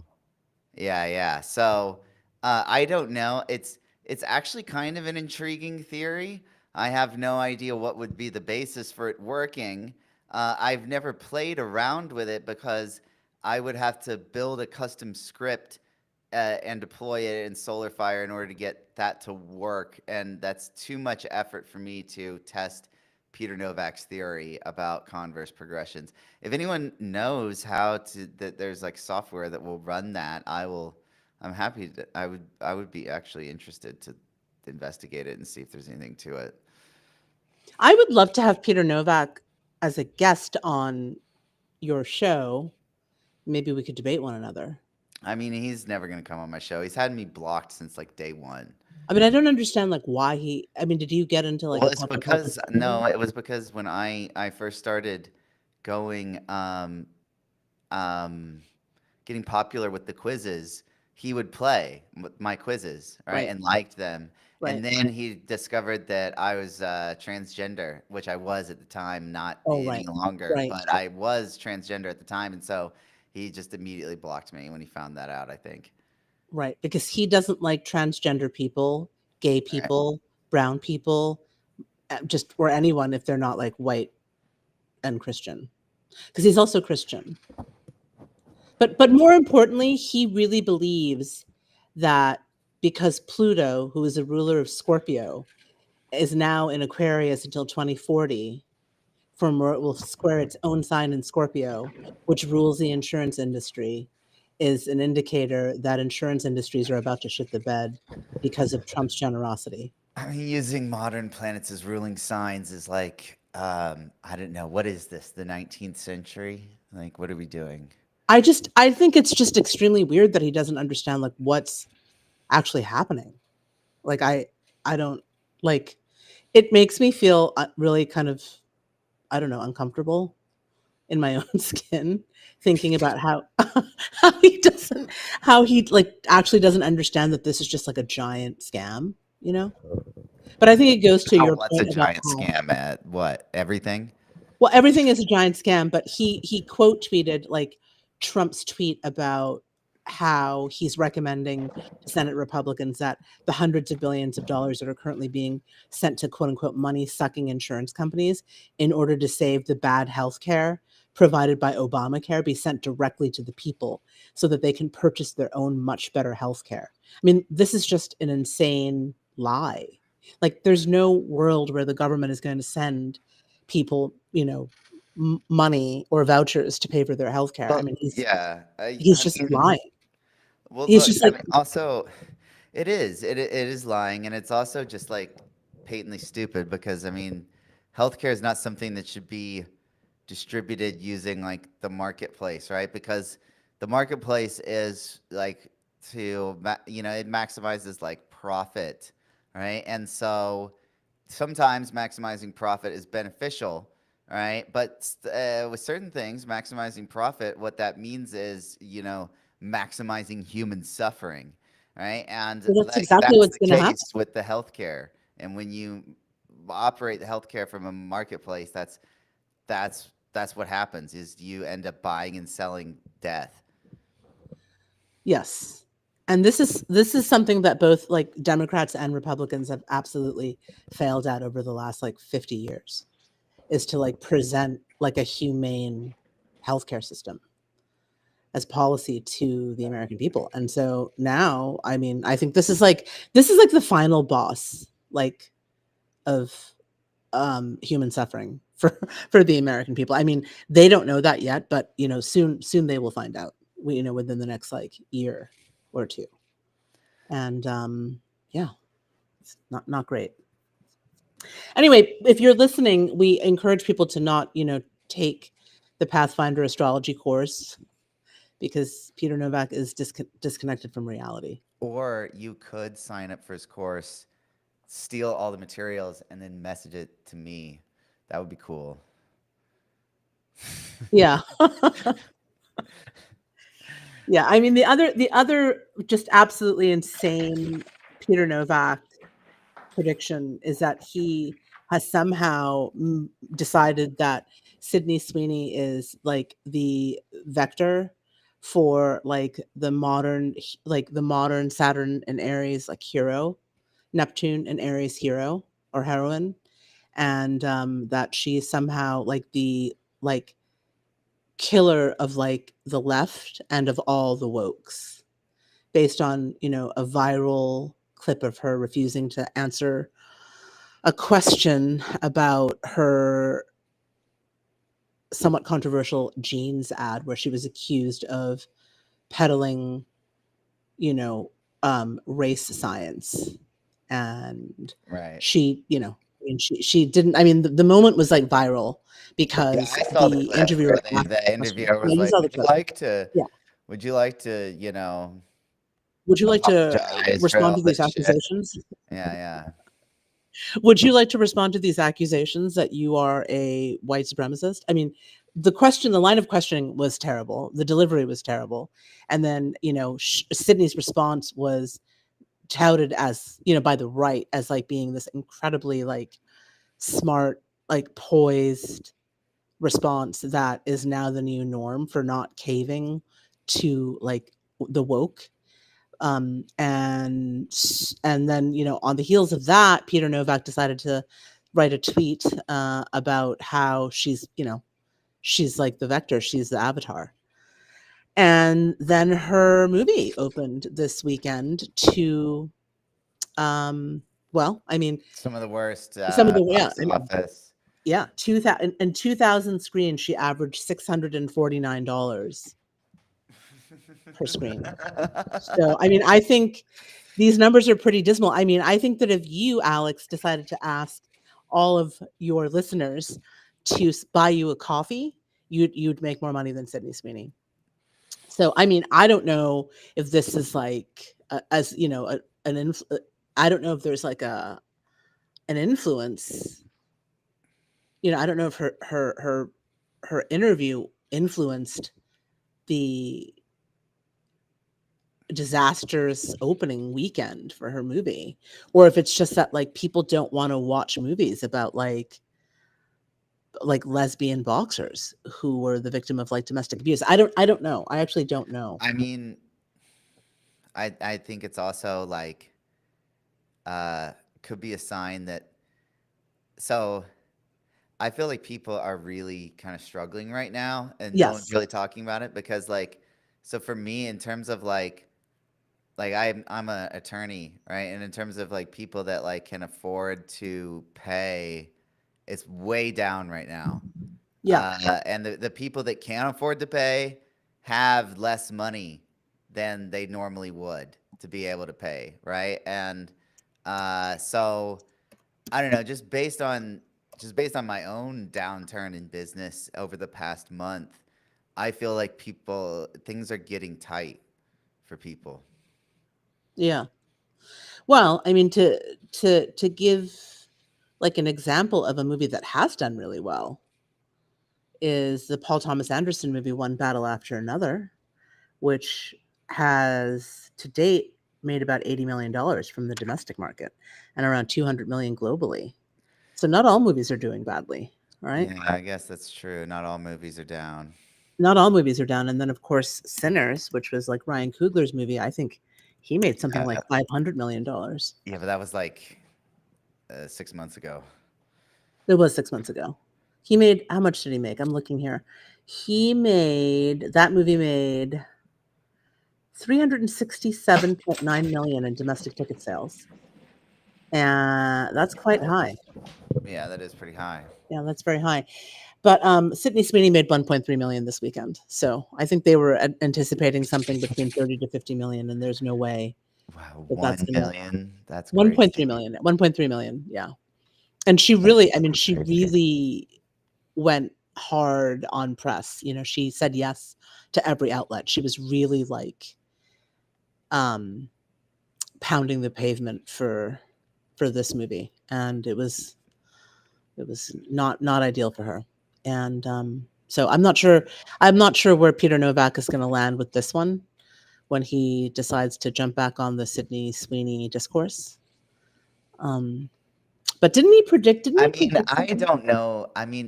Honestly, I don't know what's so great about this Sydney Sweeney, and I had not really even like I knew who she was before this whole jeans ad, but I I mean, I don't know. She's never really struck me as particularly remarkable one way or the other. I don't know.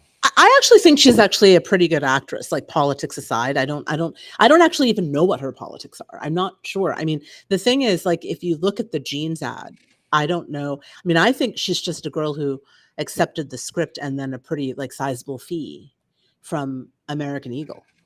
And she said, okay, I'll read from the script. And I don't actually know what her politics are, and I don't actually really care.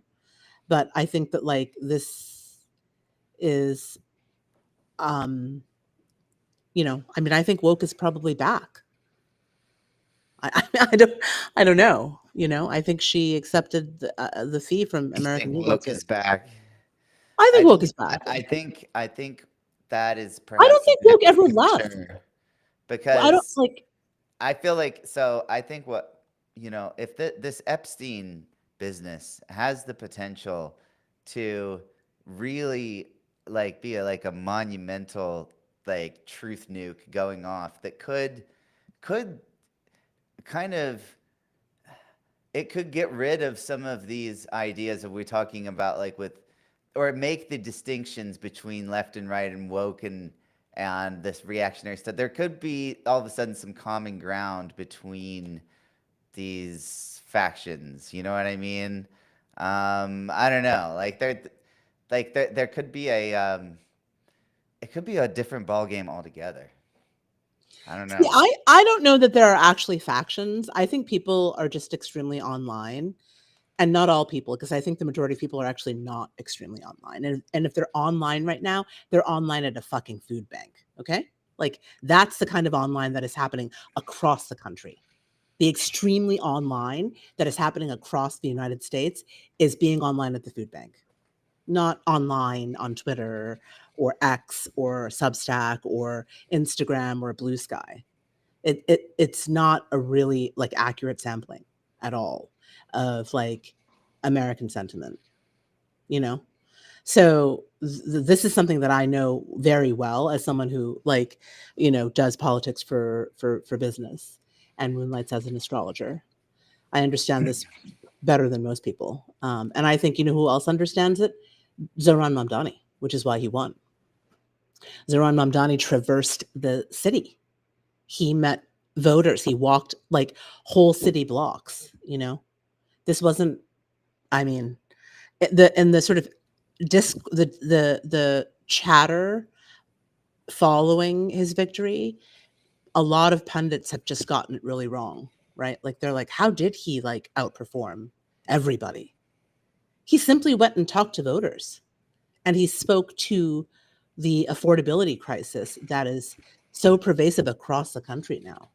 Yeah, Yeah, he's like something different, right? yeah, it's something And different. people are so sick of what the status quo that anything different now is gonna get attention no matter what. And if you can also be different and then even compelling a little bit, then you've got it. That's all it takes, right?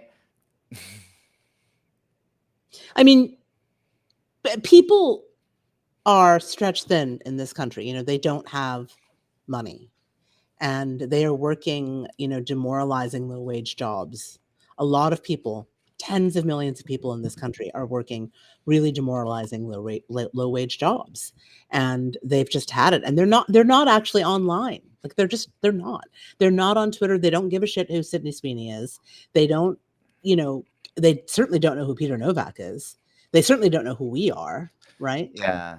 And so it's just very important to sort of zoom out and like put things in perspective. And while you're putting things into perspective, put yourself in that perspective. I think you should also put Peter Novak in perspective, because Well, I mean, you have I an would unhealthy obsession with Peter Novak, and you are like you've got notification turns on for his tweets. I know you do. not only do I have notifications turned on for his tweets, I like the algorithm prioritizes serving me Peter Novak content. So it's like when I like open my laptop in the morning and I get through my morning routine of like looking at like important emails, scanning the headlines, and then deciding that it's time to like check in on social media, the first like tranche of content that is served to me is invariably always Peter Novak content. And then it destabilizes me for like 20 minutes. And then I have to like make myself like another coffee. And then that's when I proceed to spam you with his tweets. And then you give me really salient advice that I never take, which is why do you listen? Like, why are you even, why are you Why are you reading what this guy is saying? because my Like, life God. depends on it. Because my life depends on it. Yeah. I mean, it really tests the limits of my sanity. And then I really sometimes think I want to like engage with him because I could, but then I don't because I also don't want to open that Pandora's box. And then I I mean, also I would bring Astrology Deathmatch out of retirement in order to go against. I would go against Peter Novak, or actually, I would go against anyone. Open challenge, right? We'll have somebody else make the questions, right? But yeah, Peter, um, you know, I if will you call wanna, balls and strikes on that. I'll be the well, person calling it would balls be and like strikes. my quizzes, right? It'll be like like the quiz shows I used to do. If my followers don't remember, I used to do these quiz shows with yes or no questions about astrology, with charts, blind reading charts. And so, but yeah, I'll go against anybody, especially, Peter, if you're listening, which you're definitely not. It's an open challenge. Should we take a caller? There's still like 400 people listening. Pumpkin Um, spice, come on I'm going back. to go Okay, we because have to I've hang up. been We have to streaming go. for almost 4 hours and I need to Okay. go. All So, right. Well, this was but fun. yeah, Goodbye, yeah, it was everybody. fun. I'm glad you finally got a functioning mic. Well, it's just my laptop. I just like decided to turn on the audio. Like I'm not even really sure why I didn't even try that hard last time. I think it's Yeah, you because I really was should have. well, I mean, I was just like I had like a lot going on in my mind. I had like external pressures. And then now I feel much less burdened because I think before we decided we were going to do that stream, you knew that I was having external pressures and kind of stressed about like things not going well, but now they're going swimmingly. And so I'm less. Yes. Yes, I'm very happy to hear that. Yes. And so Yeah. you'll be hearing from us more.